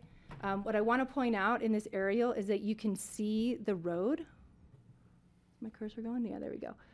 You can see the road. It was put in based on the aerials before 1991, clearly for ditch maintenance. The access to the road right now is from an access easement from Highway 82 this way. You can see there's a relatively flat meadow right here. This area of the property is pretty flat, which I'll show on some slope analysis sheets that I have. Tammy talked about the history a little bit, so I won't go over it again with you, but I do want to point out the 2001 hearing officer denial. The resolution does include recitals, and one of the recitals was environmental concerns with development so close to the riparian area. I also want to point out that the building envelope, which is shown right here, this was from 1997 on the west side. That is pretty close to what we're proposing for our building envelope, because that's that flat meadow section. We were really cognizant of not wanting to remove trees and impact the existing mature vegetation. So how did we get here? Real quick, a few things I want to highlight on this slide. I'm not going to read it to you, don't worry. Is that Alex purchased the property in 2021, and shortly thereafter we met with community development about the development of the home and the access. We knew access was going to be one of the biggest issues for this property. We met with Suzanne Wolf about how to approach this. We then met with CDOT in early 2022 to immediately start that conversation. CDOT gave us a hard no on maintaining and upgrading our access from 82 required accesses from Snowmass Creek Road. The other thing I want to highlight on this slide And Tammy talked a little bit about some of the supplemental information that we provided.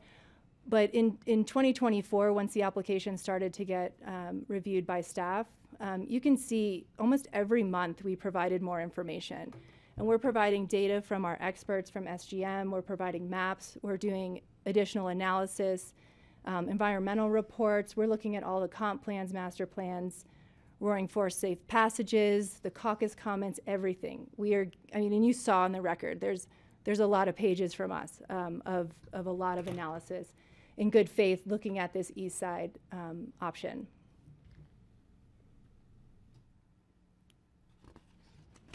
So I'm going to walk you through the proposal, and I color-coded this because I find that a lot of the lines are hard to read. So the blue is Snowmass Creek. You got that right there. This cursor stinks. And you can see, sorry, the cursor's not great, the driveway coming straight off of Snowmass Creek Road just past the CDOT right-of-way. And we have a bridge that spans the creek completely. So you're seeing slopes, but we're spanning the creek. The abutments are not allowed in the creek. We've talked to the Army Corps of Engineers. We have a bridge that's designed to completely span the creek. There's sections in the application. I can show those to you if you want to see them. But the plan is to completely span the creek. We're working with the grades, so we have pretty minimal impact on grading. By going straight down off the road, across the creek. And this location was actually proposed by the caucus in working with them. Jeff, you probably remember those conversations on the site visit.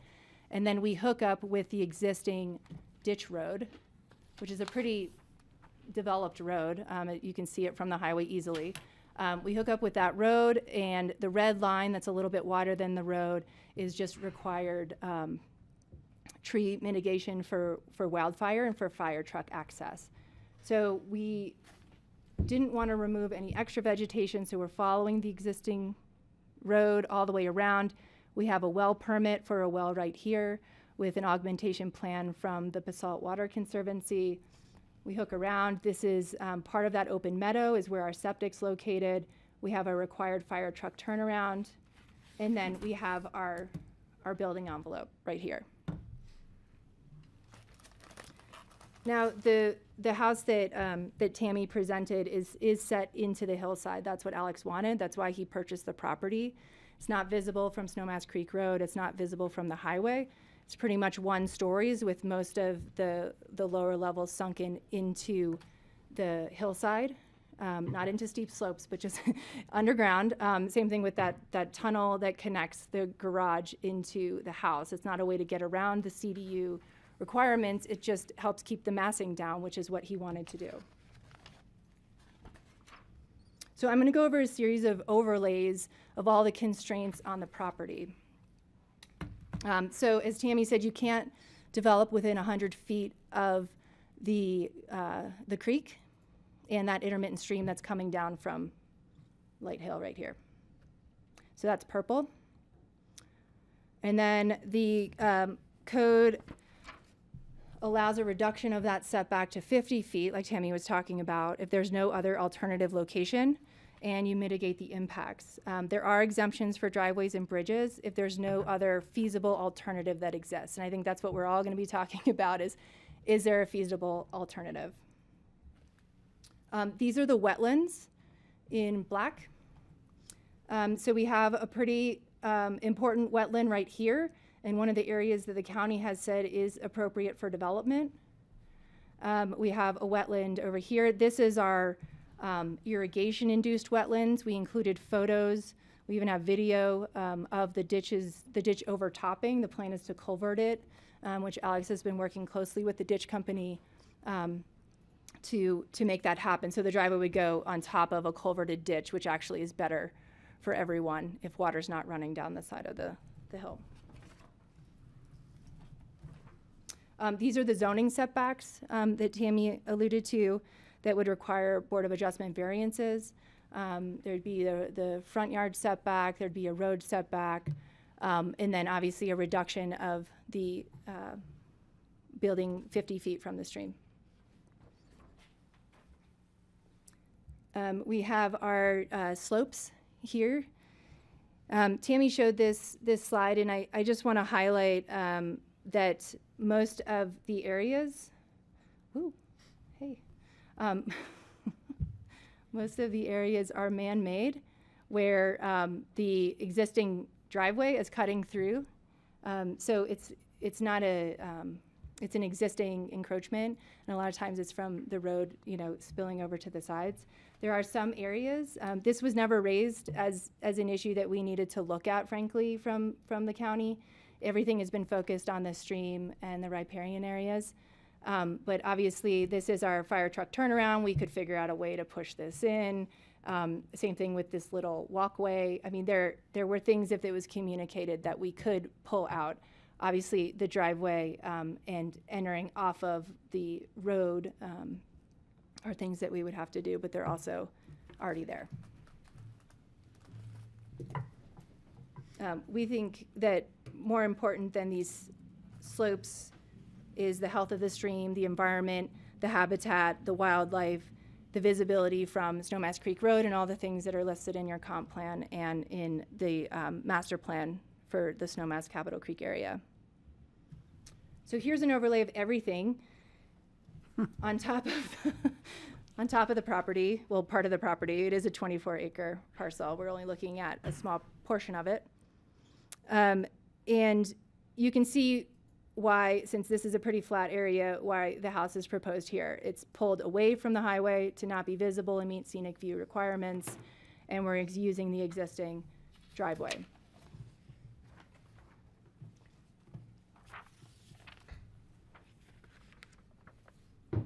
And so here's just a quick look, easier to see with it all black, and then here are the slopes.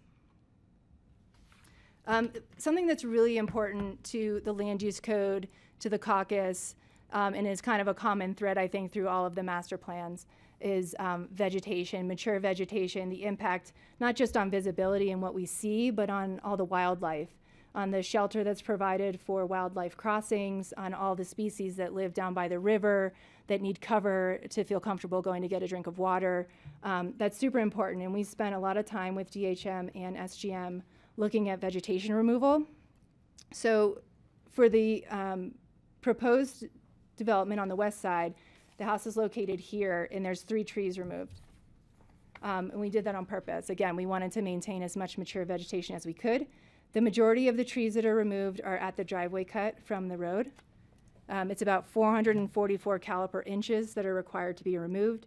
Using the existing driveway has huge advantages because we're not removing trees, it's already there. It just has to be a little bit wider to work with the fire department's requirements.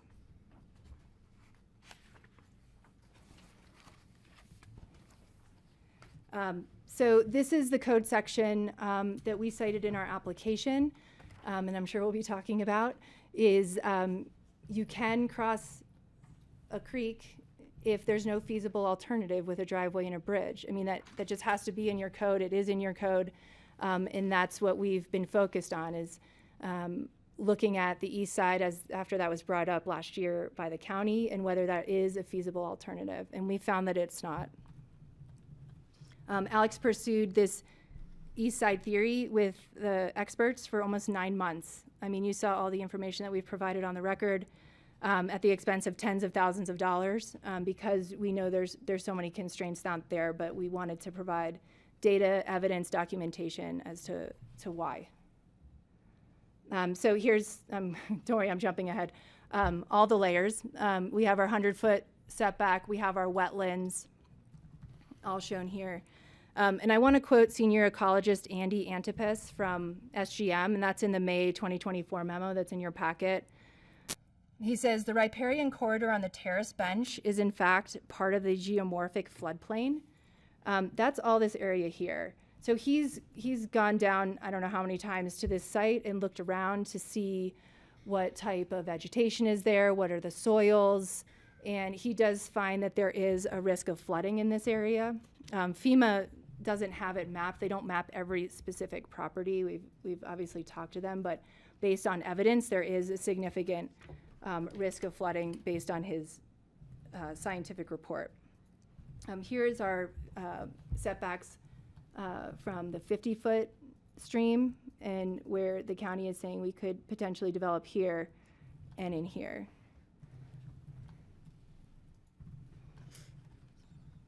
I think it's important to also note that in this area, the proximity to the riparian wetland area was really important to CPW. I spoke with Kurt about this east side plan that we provided to the county, where you see our driveway. And he was really concerned about the long-term impacts of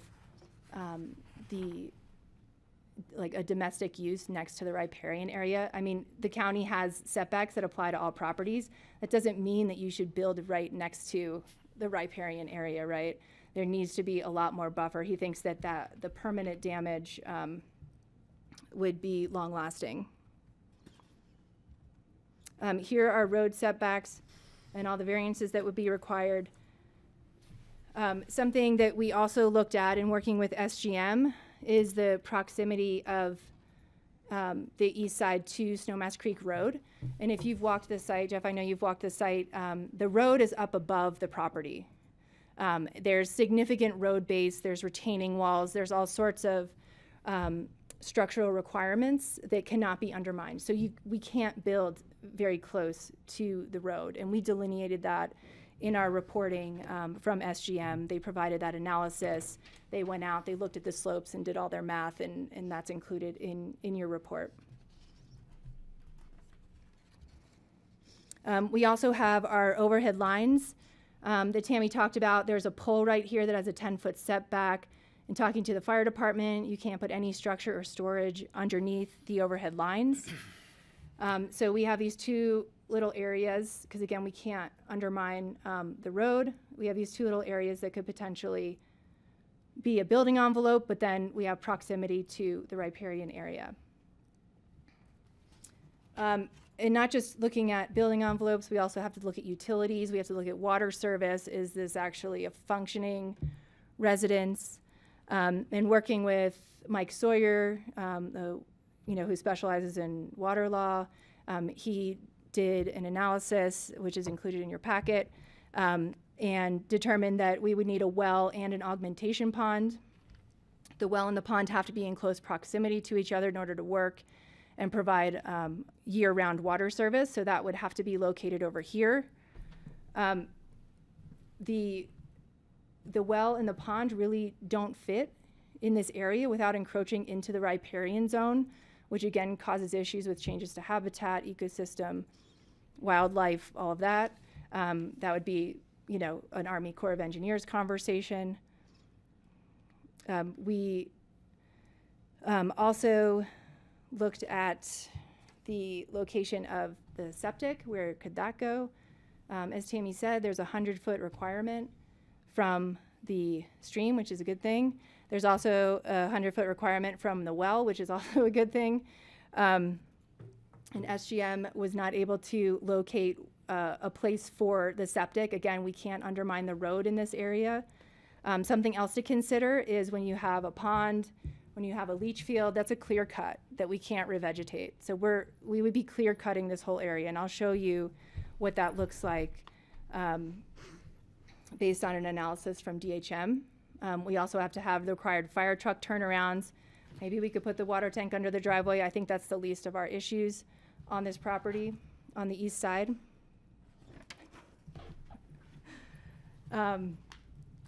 Here's a comparison, or let's see.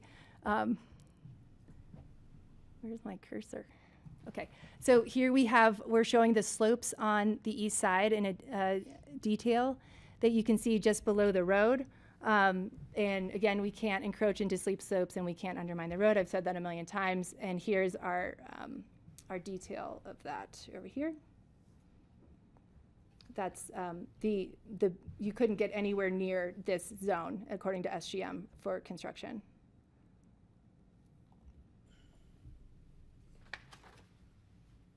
Again, here are all the steep slopes below the road.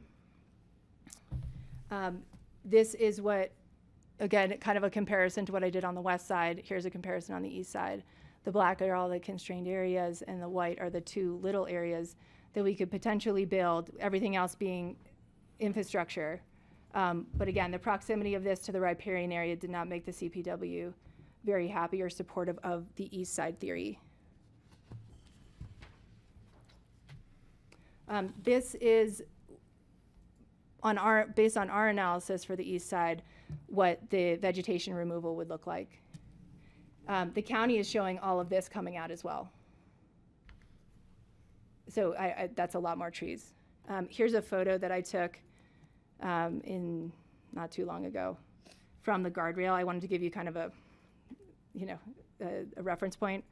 So standing at the CDOT guardrail, which is right about here, looking this way. So all these trees would come out, and the key is that we can't revegetate if it's a leach field or if it's a pond. This is showing about 1,654 caliper inches coming out. But again, with the county's proposal, it would be even more than that. And to quote Andy Antipas from SGM again, he says, the riparian corridor is much more sensitive and valuable to wildlife than the shrub and oak brush near the home site on the west side. So he was really looking at, with the vegetation that needs to come out, which is more valuable, and he said absolutely the vegetation on the east side. And then not to mention the violations for the scenic view requirements. And here's another quote from Andy, again, analyzing from an ecological perspective all of the impacts building on the east side versus the west side. A bridge in a driveway that's already there mostly versus year-round domestic influences. So real quick, these are all the interested parties that we've been working with. We've met with CDOT at least 4 times to really see if there was any way to get access from Highway 82. And they were very kind, but every time the answer was a solid no. We included a bunch of different studies on where to access or options to access off of Snowmass Creek Road to shorten the bridge, to shorten the driveway, all these things. The grades don't work, the fire access doesn't work, there was always an issue. So what we proposed really is, I think, the best option to cross the creek. I also want to point out, I know Tammy mentioned all the referral comments that were provided. If you read them, they don't say don't develop on the west side. They just give conditions like every land use application gets. These are the conditions for development that you're proposing. It doesn't prohibit development on the west side. So I think that's important to note. Alex worked closely with Holy Cross in the ditch, both ditch company and the ditch user. And we also received no objections from the neighbors when we noticed for the activity envelope site plan, which I think is also important. And we met with this Snowmass Capitol Creek Caucus twice and did two site visits. I'm going quick. All right, we have a great team. We're very knowledgeable. We gave you a lot of data, a lot of evidence, a lot of reports. Hopefully you had a chance to read it all. I'm going to skip this slide. I think you get the idea. We've gone through it all. I want to give Chris time. And just that our guiding documents for the comp plan and the master plan, and I'm going to give it to Chris. Thanks. Actually, can you go back to the slide you skipped? Sure. So if you've read the staff memo and you've looked at the record, you realize that the entire basis for the denial is hinging on there being an alternative on the east side. The county staff believes that if it can show that, then you have to affirm their decision and reject our appeal. However, there's nothing in the record that supports that conclusion. And that's very important because when you're sitting quasi-judicially, you have to look at what's in the record. You have to look to see if that conclusion is supported by anything in the record. And there is none. I know you're familiar with this, but for the record, let me just point out that Code Section 2-20-180G says that you should reverse a decision by staff, an administrative determination, if there was a clear and demonstrable error or an abuse of discretion. Now, I think we all know what abuse of discretion is, but it makes me feel better to say it. That occurs if there's no competent evidence in the record to support the decision rendered. Decisions have to be reasonably explained and based on rational connection between the facts in the record and the choice made. Now, that comes straight from Colorado courts that are telling people you abuse your discretion if you don't do this. Contrived or arbitrary and capricious reasoning fails that standard. Both the administrative decision being appealed and the staff report that's part of your packet hinge on staff's conclusion that a development site on the east side of the creek is conceptually feasible. You saw that term. As a lawyer, that term leapt out at me, because something that's conceptually feasible means that I might be able to imagine it. But when it comes down to the actual unique aspects of the property and looking at the physical and natural and man-made constraints of this unique parcel, then it has to be determined, well, is that feasible? Not just can I dream up a feasibility analysis, but is it actually provably feasible?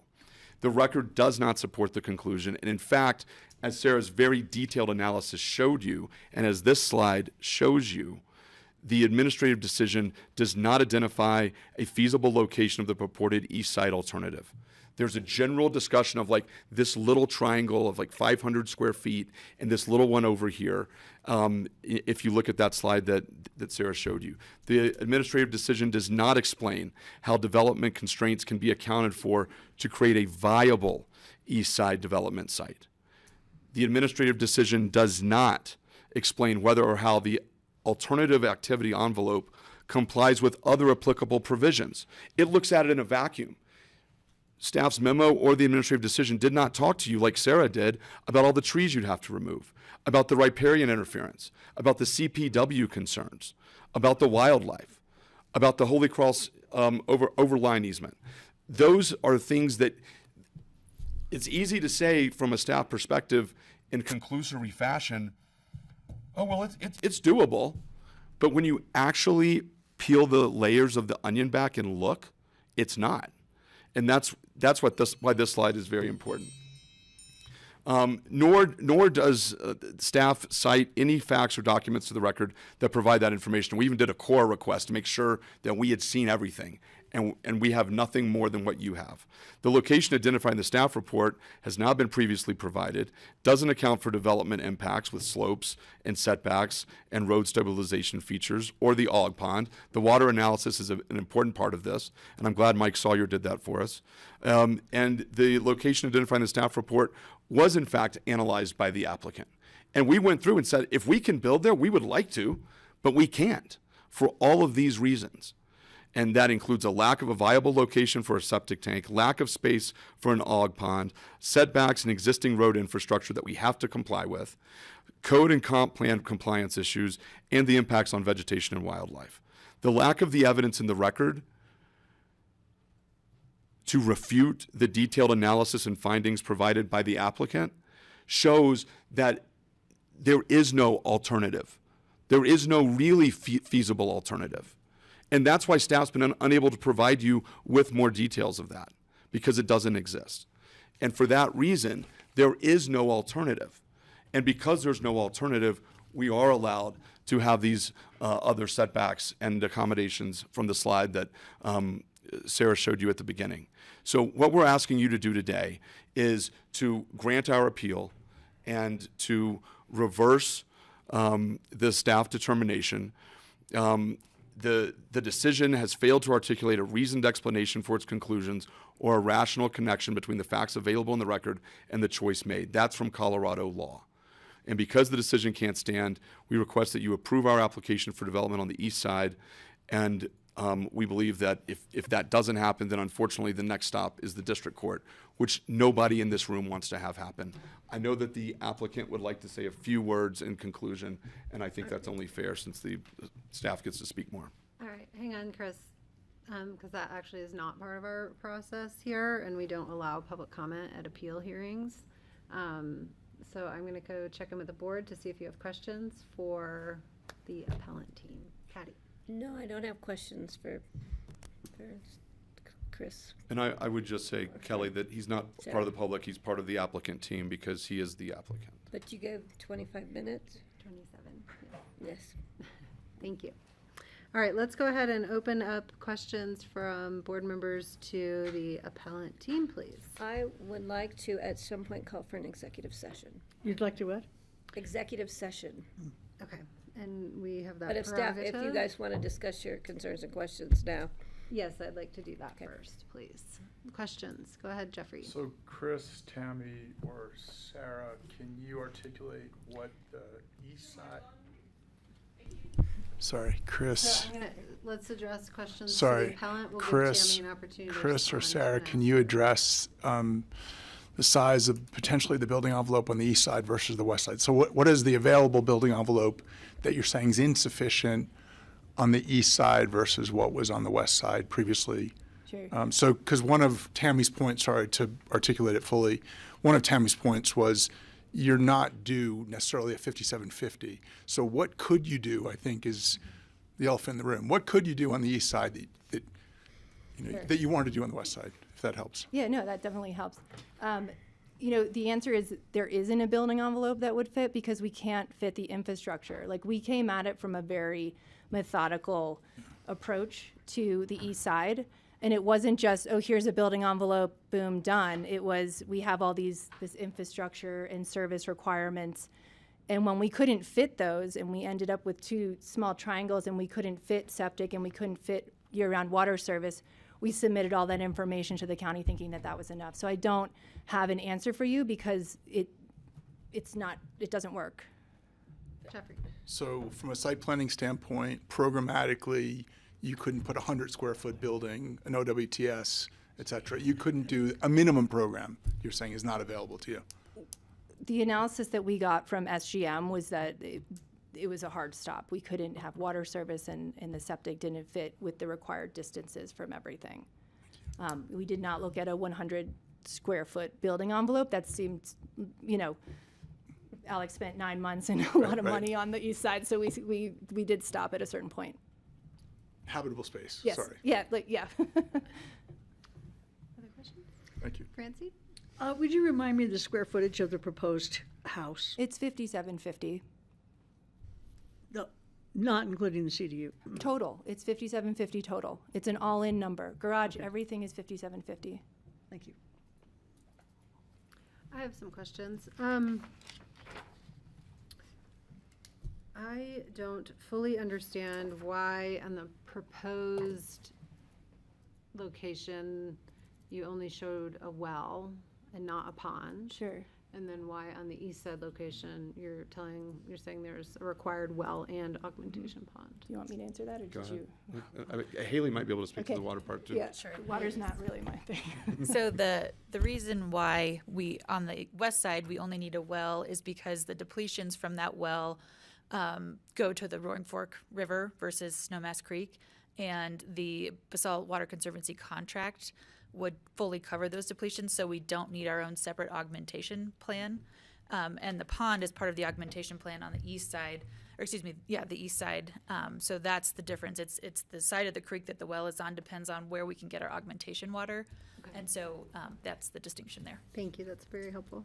And then can you show the proposed tree removal plan for your proposal? We saw Yes. the proposed tree removal for the east side, but Oop. Hey, well, whoa, there we go.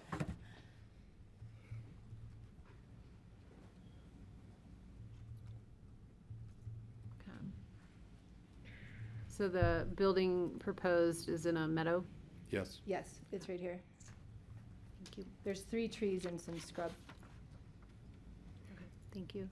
I guess I'm confused by that because I thought you were building into the slope, which wouldn't be a meadow, but, Well, the slope doesn't have trees on it. yeah, okay.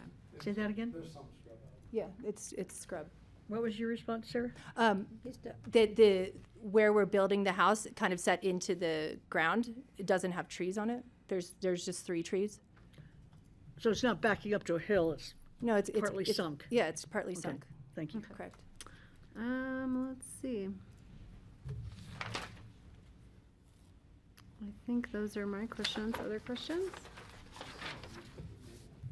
All right, there's been a request for a exec session. Do we want to have that before we allow Tammy to respond, or if the attorney has any suggestion, one way or the other?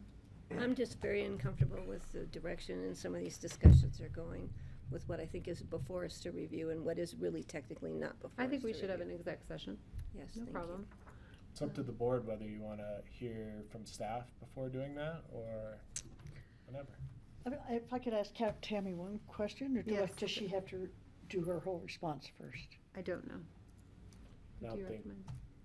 you don't have to do it one way or the other. If you have a question for staff or for the applicant and you want to do it now, I'd go ahead and ask that. And then if you want to have an executive session, clearly somebody would need to make a motion and we'd do that. If you want to allot both parties more time when you get back from doing that executive session to allow them to address any further questions or provide any additional testimony to you all, you can do that as well if you would like. Thanks, Troy. All right, Francie, go ahead, and then we'll call the exec. So this may be because I didn't read in depth enough my question right now, but if that building site that was approved in 1997 was okay, what's changed since then to make it not okay now? Is it our wording of our code that's changed, or is it physical things that have changed, or? Mainly it's the CDOT access. So at that time, So they the had driveway. that access right off the highway, which would make sense to go directly to that meadow I on see. the west side. So really the bridge and the driveway are driving the, There's that, and there's, like I mentioned before, there's also a change in stream setbacks. So at that time, there was a 20-foot setback, where Oh, we now right, have the that's right. 150. Well, 100 Okay, and thank you, 50. that was helpful. Okay, can I please have a motion to go into executive session for the purposes of discussion with counsel for receiving legal advice, I think pursuant to CRS 24-6-4024B? So moved, please, thank you. Motion by Patty, seconded by Francie. Any further discussion? Hearing none, all in favor, please say aye. Aye. Aye. Hang tight, folks. We're gonna go upstairs and have a chat, and then we'll be back to Gives you a further chance to take a break. resume this appeal hearing. Thank you.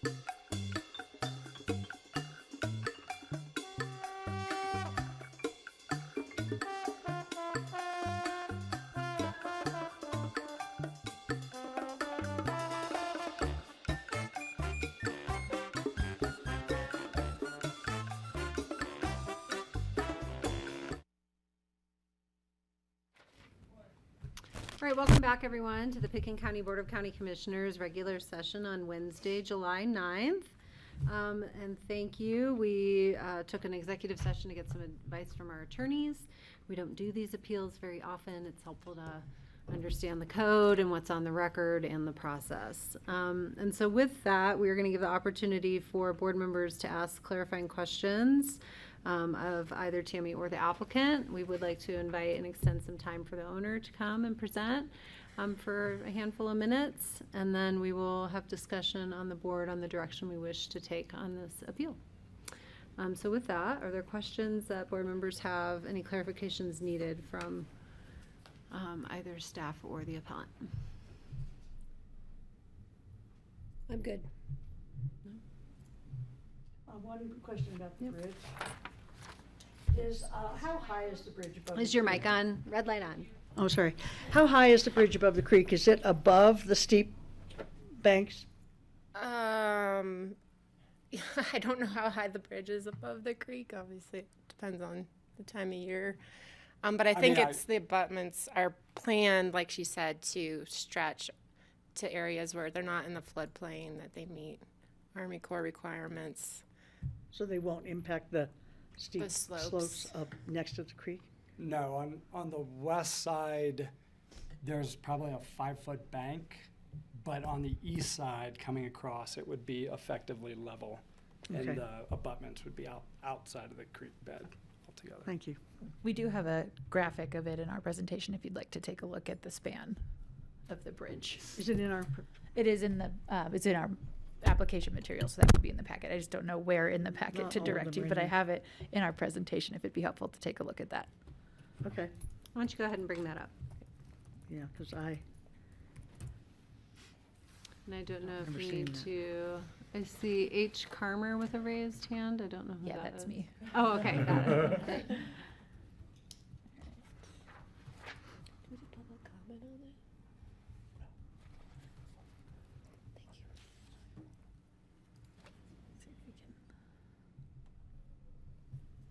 Oh, now I have to scroll through it. Sorry. I know you were there, but I don't, it would help to explain how to look at it, please.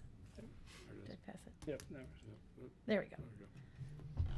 So this is the bridge. This is where it crosses here, and then this is just the elevations of where the abutments would go. So kind of showing the grade of how it changes. And the creek is between the one on the right and the 3 on the left? Correct. Okay. Yeah, there is no abutment in the creek bed. Thank And you. I think Sarah Adams said that that's per Army Corps of Engineers specifications. Yeah. Okay. Other questions for staff or appellant? I do have one more. Yes, Francie. So there's a ditch above where the proposed house is. Isn't there sort of a discouragement right now in the county not to have houses below ditches?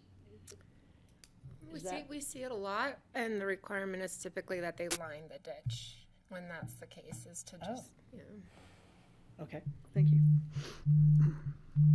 That's helpful. Other questions?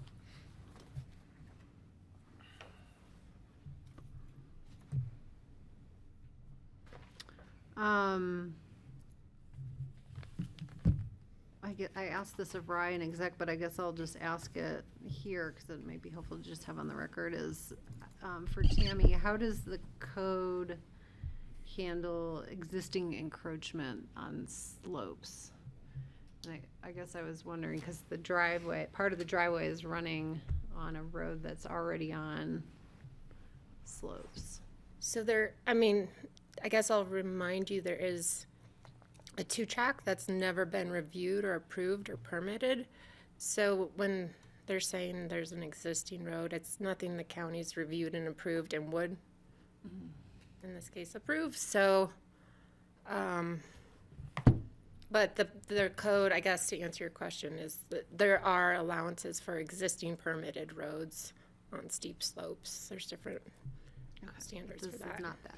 Can I ask a similar one? Suzanne was leaning in as if she wanted to add anything else, so. No, I was just gonna, add to, sometimes there's a consideration if there's an existing road, but it's not meeting, a 16-foot driveway standard, looking at, can you widen it, meet standards? Is that cutting into a steep slope? Like, there are considerations for that and whether, that can be allowed. Again, it's part of that, it's over 30%, under limited circumstances, we'd, allow for that. But, anyway, I was just kind of thinking along those lines when you were asking the question. But to Tammy's point, again, this road was presumably put in there to get to the ditch. Initially, it's been, that's what it's permitted for from CDOT. Wasn't ever permitted by us for construction, but that's what it's used and acknowledged for. It wasn't for residential use.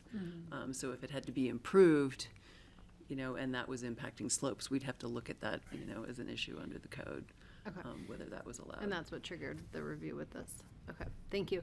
Greg? Yeah, just, I'm trying to figure out how does staff weigh the various constrained, the sites? Is there an easy way to make is it a value judgment, whether a constriction on a riparian area is more or less important than a constrained, a problem with a slope angle, or how do we balance the severity of the constrained area and realizing this is a very constrained site. Yeah, so I had a part of the presentation on that, but it's like I said, there's so many different sections in the code in Chapter 7. Trees, landscaping, lighting. So there's so many different values that we're taking into consideration. It comes down to the code language and the code sections that have that hard stop, as I mentioned before, like you cannot develop in these areas, period, or you can if there's no alternative, or it's like the trees we were discussing earlier. It doesn't say you can't cut down trees. It says try and avoid cutting down trees to the greatest extent you can. So that's it's not really a judgment or value call. It's just literally the code saying, those hard stops, and that's what the findings, and why those findings were chosen in the administrative decision. Got it. Thank you. I'll chime in too. I think what Tammy was referring to in the memo, we did, it's sort of more, what do you walk through? Is it a constraint that the code says development is prohibited? You're in a red avalanche zone. It's prohibited. Those are really clear. But then it's like, there's this language about, is there a feasible alternative location? But all of the time we're having to layer all of those hazards. We don't often see, that many that all layer together, sometimes we do, sometimes we don't. But in this case, it's like, there's a lot going on that property, having the creek coming right through the middle of it, plus slopes, plus wildlife, wildfire, all of those things. So, we have to look at each constraint and what the code language says for each of those, and again, some will say it's prohibited, some will say, can you mitigate for it? Some are, is there an alternative? If there is no alternative, then we can consider mitigation. So it's really walking through the very specific code language for each of those constraints. And it's not I'm not comfortable asking what alternatives exist, because this isn't what the hearing is about. So I'd love to know what alternatives exist in some cases to things that I find, code, issues with the code. Whether it's be slope angle or proximity to riparian, these are things that are like pretty hard and difficult. And I'm just wondering, I don't want to get in a conversation with the applicant about what else is possible. But someday it'd be great to have that conversation. But when does that happen? I'm going to look to our attorney maybe. Maybe that's an attorney question. I don't want to get out of the confines of what we're here for one specific purpose. I realize that. Was there other questions before I offer the owner the few minutes to address the board? All right, welcome. Please introduce yourself. Thanks. I'm Alex Kelleff. I'm the owner. I had prepared remarks, but I'll just scrap those for brevity, and I hope that we've made our case. I would just say I've owned in Aspen here for 10 years. I've been a full-time resident for a little over 5. maybe more importantly, the property is named after my grandparents who lived in the valley in the 60s, 70s, and 80s. My parents got married right there 58 years ago.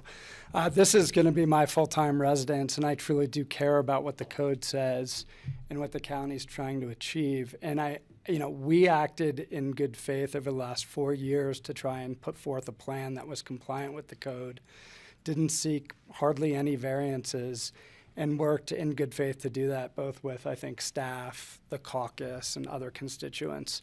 And I think we've put forth a plan that is, in my view, very viable, very in compliance with the code, and there is no east side development opportunity available to us.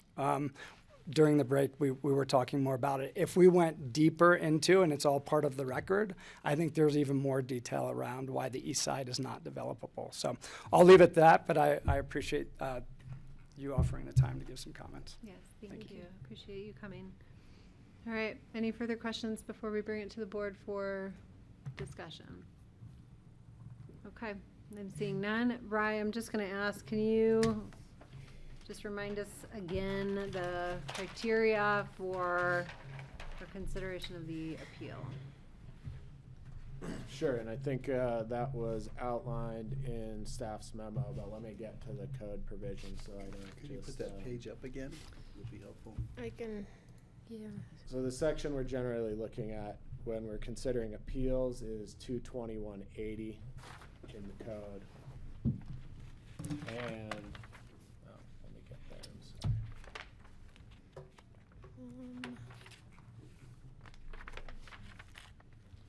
Way down here at 240, that's not right.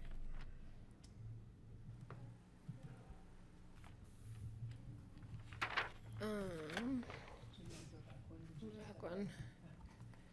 Yeah, I'm on the. Tammy's putting it up there and, Section 22180G. there it is. Yeah, so you're generally looking at your options on appeal, I think is what you're talking about, Kelly. And they're right there. The appeal body, which in this case is the BoCC, has the option to reverse, modify, or remand a decision on appeal. The findings applicable to those follow, which is if there's been a clear demonstrable error in application of the code, abuse of discretion, or a denial of procedural due process. That's what the court's options are as they consider direction to staff to bring back a resolution on this appeal. Okay, thank you.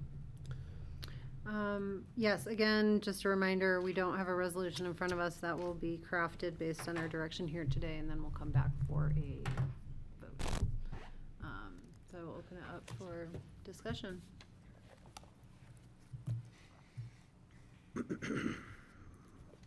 We have an appeal. How do we wish to move Do you forward? want to put a motion out that we can discuss, or do you want to just, since I don't see anybody jumping yeah, in go for ahead. discussion? Well, I'm going to put a motion in to uphold staff's decision. I do not feel that staff, part of the motion, abused their discretion. And that would be my motion, would be to support. That would be to better deny the clarification appeal. of language. So the motion, as I understand it, would be a resolution to affirm the staff's decision. That's what I'm asking for. In my motion, then it'll come back to us in a formal resolution. I'll second that. Okay, thank you, Patty. And Greg, is there further discussion? Yeah, I'll go Francie, in. go ahead. I probably will not vote to support that motion because when I looked at all these materials, I feel fairly convinced that if there is a possibility of building on the east side, it is as, if not more constrained than building on the west side. And and I like the proposal. I like the house. I like the size of it. It's not a giant house, and it's fairly hidden from view. So I'm not sure that building on the east side is something any of us would like at all. It's not, it's opposed by the caucus. CPW thinks it's less impactful on the west side, so I'm just taking a moment to explain where my vote is coming from. You know, if this vote passes, I would like to see enough modifications that we could approve it. I really respect the work of ComDev. I don't think there certainly has not been any abuse of discretion or denial of procedural due process. There might be a demonstrable error in assuming that the east side is developable. I mean, I've been up and down that road plenty of times. I would hate to see another house between the river and the road. So that's where I am right now. Doesn't mean I can't be convinced. Okay, thank you. Other discussion? I will add on to that. Okay. I understand Francie's position. I think that there's a further step that can be taken with the possibility of further vetting of an east side development.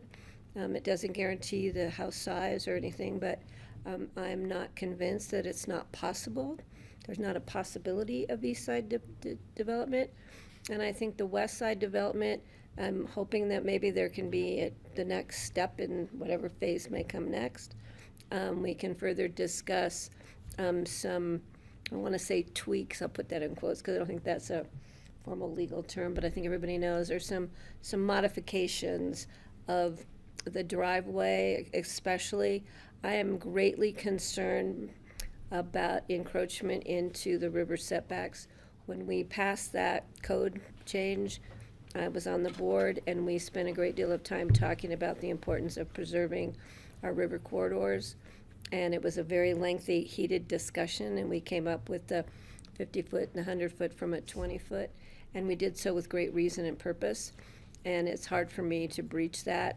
And so maybe the next step in this, with a denial, I mean, with supporting staff's decision, can come back to us, or come back at a further phase. I don't know. It's up to the applicant, but we'll just see where it goes from here.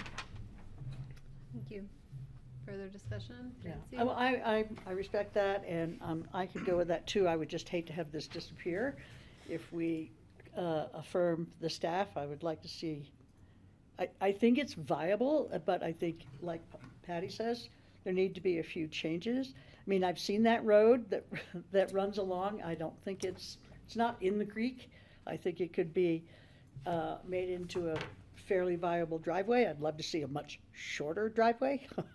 But on the overall, I think the west side is the way to go. So whatever's the best way for us to get to that and support your efforts to do that and support ComDev and their making it work with the code is what I'd like to see happen.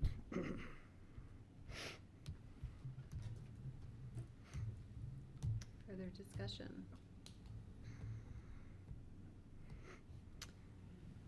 I'm not seeing any. I don't think that staff demonstrated any demonstrable error, abuse of discretion, or denial of due process. And so I'm ready to uphold their decision and deny the appeal right now. Further comments, or I will call the vote. All right, I'm going to call the vote. I'll do a voice vote. All in favor, please say aye. Aye. Aye. All opposed, please No. say nay. Nay. Okay. But did you vote no? You Yes, did. we have two no. We have too. Francie and Jeffrey are nays, and Patty, Greg, and I are ayes for upholding staff decision on this.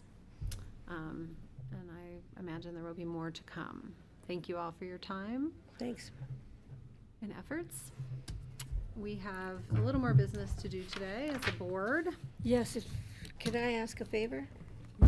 So I can go, because I got to get out of here. But if we could, in open discussion, discuss the water meetings for next week first, that would be terrific. Okay.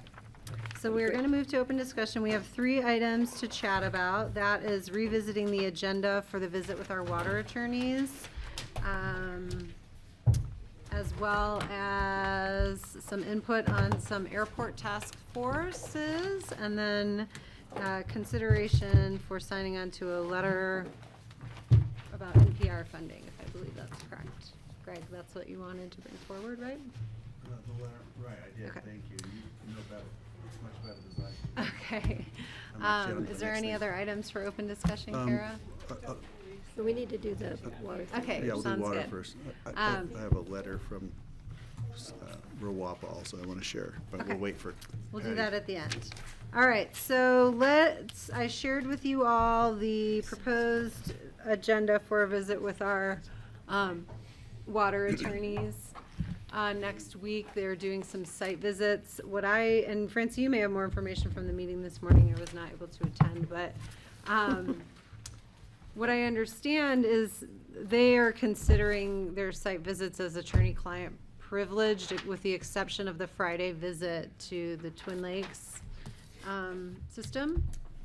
I believe what they said correct? was that it could be attorney-client privilege with other commissioners there, but it would be, that's what Jennifer said, but Right. Can't have that three of we us would there. have to be clients, Can't call basically. it an exec Sure, session. so if you guys are gonna do, if three of you are going to attend, say, the first day of site visits, we can treat that as executive session that is not subject to participation by the public. And the primary reason for that is there'd be a number of strategic discussions related to negotiations with third parties, as well as you'd be obtaining legal advice on the properties visited and what the county may or may not do with those water rights that are associated with those properties. The tour of the Independence Pass Trans Basin Diversion System on Friday is going to be more open. And there's going to be a number of parties there that would not qualify as clients, whether with me or with Jennifer and Molly. So that day is going to be pretty cool, I think, going up the pass. So what if there's 3 or 4 of us who want to go to that? We just, Then we would notice it as a meeting of the Board of County Commissioners. I think we should do that, because I Yeah, think, why not? We might, I think there's more than 2 of us who would want to Definitely. attend that one. I agree.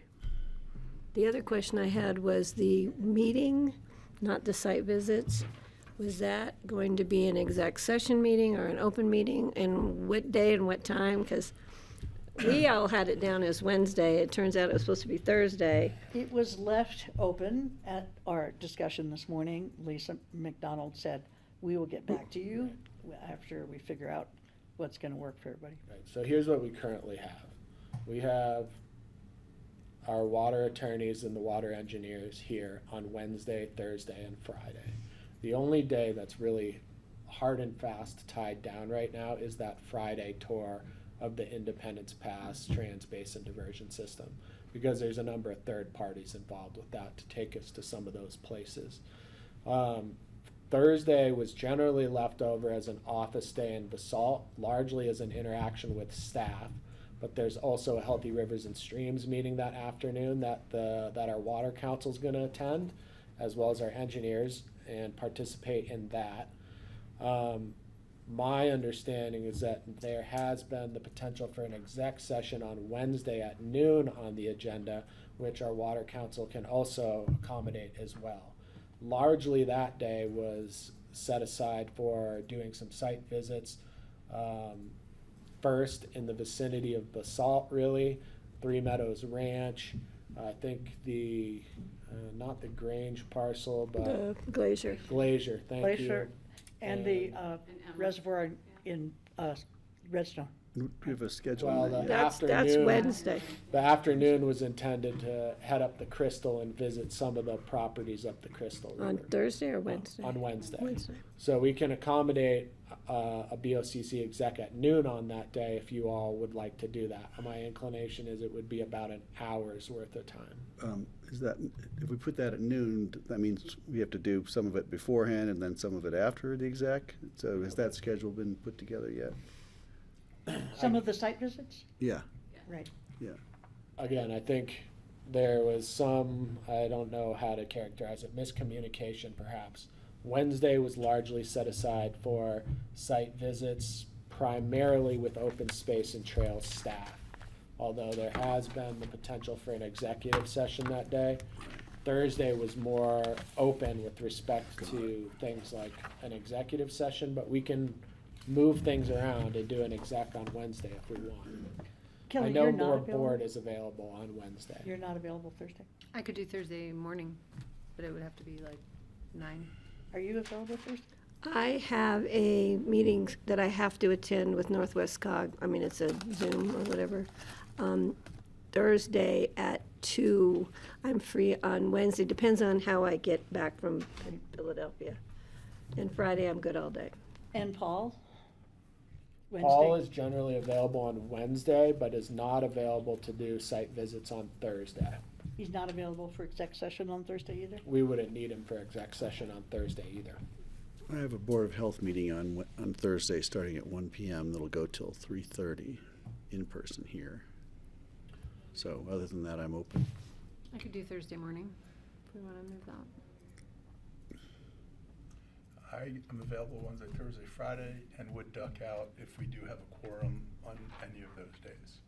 In other words, if there were 2 other people interested in any of the Wednesday, Thursday, outside of the Friday publicly noticed, I would duck out. But I think it could be noticed as notice 'em. executive Let's notice 'em. sessions where it wouldn't, Yeah, I the like quorum that wouldn't idea. matter. The answer is I'd like to attend. I've not been part of the ongoing water discussions, and to me, getting up to speed and then seeing the properties would be invaluable. So I would like to attend all 3 days. Great. I think you ought to be there. I wonder if it would be Great. easier for Jennifer's group and whoever else is doing site visits on Wednesday not to have the exec Yeah, session also. I think that's fine. It's just, I'm gonna be constrained the second part of Thursday. This is like a sharp. I think 3 of In the us, morning. That's great. 3 of us are constrained So does Thursday that work for you afternoon. if we do it in the morning? So Thursday morning? So, yeah. That's what their agenda Thursday. says. In Basalt or up here or where? Well, you'll figure that The out. Let us plan know. was to do the exec session on Thursday in Basalt. In the morning. Come on, I had it here on for Wednesday. Just let me know. I just know Friday I do want to go up the pass. Let me know about the rest. I'm done Thursday because I have this meeting at 2. In Winter Park. Yeah, I would think any exec session on Thursday morning would not go past, 12 o'clock. I don't think we'd need more than an hour or 2 in the morning. So what time do you want us? Well, They're Kelly gonna said let she's us know. available at 9, but if you want to do it a little later to give everybody a chance to get there, we can do that too. I will just wait to hear back from you. I'll be traveling. As of right now, I'm traveling. And I just want to confirm, because my understanding of that exec session was to cover a number of topics, not like an update on Shoshone, but also, water from the transmission diversion, potential water acquisition in the Crystal Basin. We can cover all those Okay. topics if you'd like. Great. Okay. I think it'd be great. And just maybe an update from them about the other things they're investigating on our behalf. It will certainly be easier to cover a more broad range of topics on Thursday morning with a little bit more time than trying to shoehorn something into an hour or something on Wednesday. Okay, great. So- Well, that worked out. Somebody So what said time we But is need to so, get- I don't know, did we decide 9 or 10? She, for 9. Lisa, 9? We'll shoot for 9? On Thursday? That's Yeah. late in the day. The sun's high. Let's 9:15 is go. that what you said, Lisa? Hasn't come over smuggling. So right? we'll get, I'm just looking to staff, so you'll notice the 16th for an exec site visit? If three of you are there's gonna be 3. there on Wednesday, we can notice it for that. Great. Okay. I would just Let's notice. notice it. It's easier to notice and not have a Jeffrey will quorum be there. and not Yeah, have yeah, to yeah. worry about it. Yeah, So great, We'll okay. notice Wednesday and we'll notice all 3 days. Okay, great, thank you. Yep. Okay. All right, glad we sorted that out. Thanks, Patty. Safe travels. 1 second, Yes, just to figure Lisa. out, I mean, we need to arrange vehicles and everything like that too. So if I could get a count for Wednesday and Friday? Friday, I'm definitely going from here. Me too. Well, not from here. Well, we're going up the pass, so from here is fine. Patty. Maybe meet. Jeffrey's yes. I'm gonna plan on it right now. So we're gonna have Patty, Jeffrey, Francie, Great. and Greg. You're not around, Kelly? From here.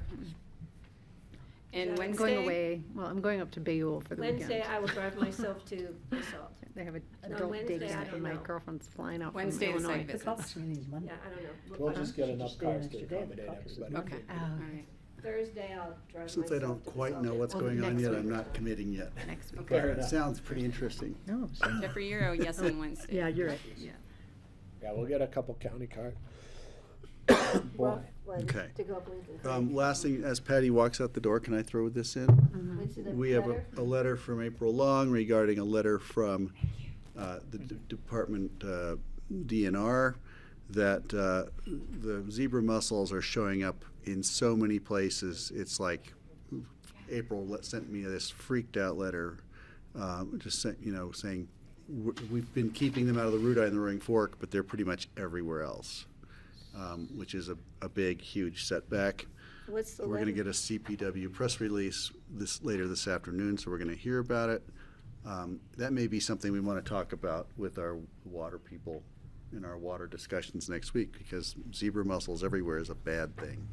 Well, I think I we know just- that. I don't know what we talked to them about it. I saw it for a private lake in Eagle. Was there There's something a private beyond lake that? in Highline Lake, private lake, Mac Mesa Lake, Colorado River. Newcastle, yeah, we Yeah. heard a little bit about that from Yeah. CPW last week. Right, so it just seems like they're finding more, is what we're I don't hearing. know if that's an executive session discussion. Probably you're not talking about. executive session, but it's probably, we're gonna be meeting on other things too, so just thought I'd bring it up in case it rose to the level of importance to discuss.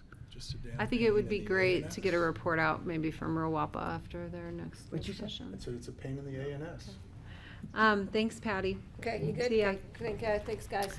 All right, we I'm gonna have, just throw the trash let's out. see, we're gonna invite Ryan to come talk to us about some airport Have a good trip, Patty. task force Okay. items. Thank you. Hi. Okay, I don't want to get in trouble. Hello. Wanna make- Red light on. Red light is on. Okay, good. So just wanted to flag for you, I've been working with Meg and then with our comms team as well. Had buy-off from the AAB at our meeting last month to put together two task forces. Sort of the basic architecture of those is there are two people each from the AAB that will be leading those task forces. And Meg is also included in those. The task forces are for the airport modernization project. It will be one that will be taking a look at the terminal building as that gets designed, and then the other is the transportation infrastructure on the land side, so the multimodal piece to that. The makeup will be 9 people each. The idea is that we take the application, and this application is a similar application that we took from the Growth Advisory Committee that you all did. So that's something that you should be familiar with. And so that'll go out either later today or tomorrow.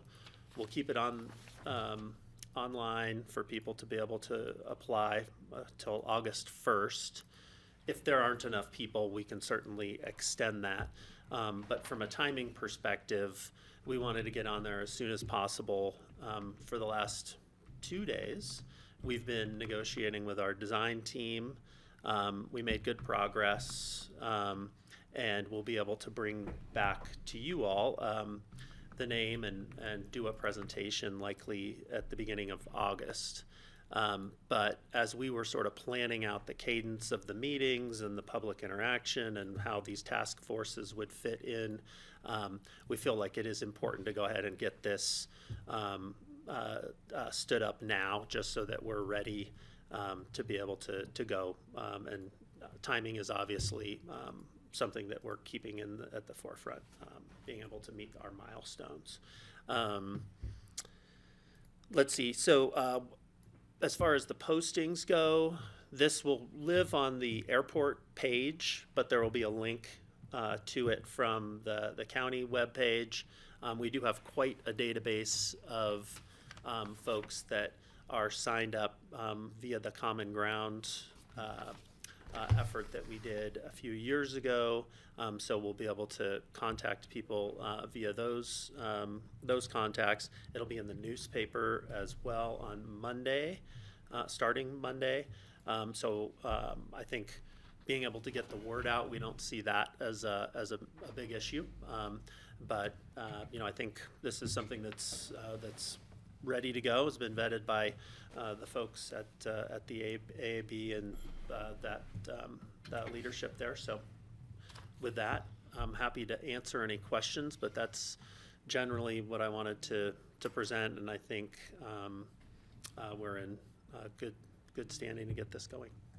All right. Questions of Ryan on this? So we don't know the establishment name of of these the firm task force? yet? Not you do. I do. Yes, that's right. Not yet, and we're not intentionally being cagey with it. It's just the negotiations are ongoing, and I think the fortunate thing is that, as I said, we are getting closer. So what we're hoping is that beginning of August we would have that team come in and introduce themselves to you all, present sort of their approach to the project, and I think at that point in time you would be the first to know, and then we'll Okay, great. get it out from there. Thank you, Ryan. All right. Sounds good. Looking forward to it. Thanks in advance to anyone who signs up. Okay, thanks, Ryan. Thank you. And let's see. What am I missing? NPR letter? Do you want to? I can look it up. I haven't looked at it beyond what I just sent to everyone. Okay. If you haven't seen Well, it. we can individually review that then. 'Cause I Well, believe it it's was due for tonight at individuals. 5 p.m. We'd have to submit this evening at 5. But we're not doing it as a formal board action. Right, You're so not then invited. people- Which one are you talking about? A letter regarding the reduction of funding for public broadcasting. Yeah, I already signed it. Okay. And got a reply back from Breeze already. Great. Is there further open discussion? Jeffrey? So we received a notice from QQ that we're a notice of party status in regards to Shoshone. And so the question at open discussion, does that preclude anyone from individually sending a letter in on behalf of, either individually or the board itself, in terms of Shoshone water rights? Individually, no. Of course, if the board wants to, the board is submitting its own intent for party status. Okay. As far In as addition to? The counties will be seeking party status as well, and our water council's working on that. I actually just signed off on the letter with them today. Individually, you all may exercise your First Amendment rights as you feel fit. I don't This think is I a little should bit know different, being though. on This is the a QQ formal request. party I status put of Tori in touch. QQ. I know Tori sent me an Yeah. email, and she wants to chat about what the county's Sure. position is. So on this. as a representative of QQ, as members of QQ, we just need to know how would we proceed, since we'll be parties with both organizations. Not sure how to respond. Yeah, I don't know how QQ is planning on participating, and I guess that's one thing that I would talk to their director. I think it would be really relevant because QQ operates under consensus. And so as a member of QQ, if our positions depart from the organization, they may not Right. choose to engage. Yeah, and she's pointed that out She already. just sent me an email while we were That's basically what reviewing she the last said. ad. Yeah. Yes. Thanks for. And this is, I think, formal party status on the formal contested hearings is a little bit different than like a sign-on support letter that we can do individually. And Rye, as a director of Thank the you. River District, I probably shouldn't send one in either, right? My inclination, or my opinion is that your status as a River District Commissioner does not preclude you from making your own individual statement, but you probably wouldn't want to make any statement on behalf of the River District or Right. the BoCC. But as a citizen or in your individual capacity, there's nothing, at least with participation. And I don't know what the internal bylaws of the River District say with respect to things like this, and you might want to talk to Peter or I will. Jason about it. Yeah. But as far as your participation on this board, there's nothing that would prevent you from providing your own individual comments on any particular matter, including this one. Okay, thank you. Kara? I just have two last quick So you all had an email from Gary about the public lands forum. It's not noticed for tomorrow, so I just want to double check that we do not have 3 commissioners intending to go. I'm not going. I went to the last one. Jeffrey, no, okay. It's Thursday night. It's tomorrow, 3 to 5. Close. Right, yeah. Okay. Not going. Great, so we won't notice that. And then lastly, the frying pan caucus is, of course, I don't have this. Monday. Just need to know if we need to notice that meeting. I will be out of town. Okay. I may try to go. I haven't quite organized my life 5 days from now yet. Aren't you good? I would like to go because I want to hear Okay. sort of the world host. Yeah. I'd like to hear from the Yeah. frying pan. I think they missed some of our presence last time, so yes, I'm happy to go. At Their the last frying pan caucus was caucus meeting? Yeah. Greg, do you think you would? The Frank Pan Caucus? Yeah. Oh, when is it again? Sorry. Monday. Monday Oh. at 7 in Thomasville. I'm likely not. Is staff going at all to present on anything? I need to double check. I believe ComDev and the Sheriff's Office were both invited to go. I'd be curious if First line Michael invite. or one of his deputies is going to go. The sheriff's going because of Glenn. I don't know why, but So Could be any number of topics. We'll double check, but it sounds like we do not need to. We will not move forward with noticing either Would of you those. please tell Dale that I'm out of town on business? That's why I'm not there. I wrote, but she's so sweet. Yes, Jeffrey. No, and I was just to say for the record, the past conversations with the SO and the fire department were generally around wildfire Okay. restrictions, and it was really more of a answer public questions and concerns regarding wildfire. That was probably what was discussed at Emma with both Parker and Scott Thompson there. And Forest Service is usually there. Okay. Hard to say when they're understaffed. So Sure. I will be there. Thank you. Anything else? That's all. All right.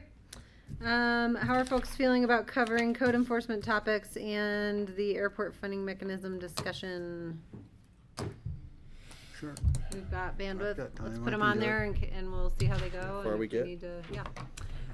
So may I please have a, I have it for you. thank you, a motion to go into executive session for the purpose of discussion of Home Rule Charter legal compliance for airport funding mechanisms, discussion with counsel for the purpose of receiving legal advice pursuant to CRS 24-6-4024B. Also for, the other things here. So it'd be Picken County Land Use Code Enforcement. The 3 matters in the following areas of the county: Maroon Creek, Brush Creek, Upper Frying Pan.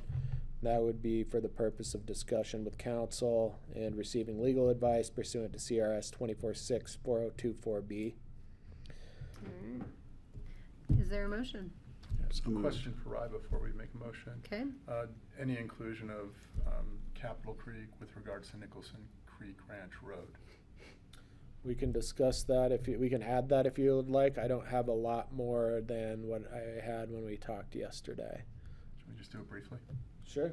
So we would add let's see, what was I know we had one yesterday, and typically I would mirror it if you have it right there. I think it was a Let me pull it up. discussion of, let me see, I got it right here. Sorry, my computer decided it no Here we longer go. wanted to have. I got it. Okay. Doo-doo. Nicholson Creek Road dispute discussion with counsel for the purpose of receiving legal advice pursuant to Colorado Revised Statute 24-6-4024B. Is there a Make motion? a motion to Thank you, adjourn Jeffrey. to executive session. Is there a Second. second? All right. All in favor, please say aye. Aye. Aye. Okay, and thank you to everyone and to Grassroots for your help today with our meeting. Everyone-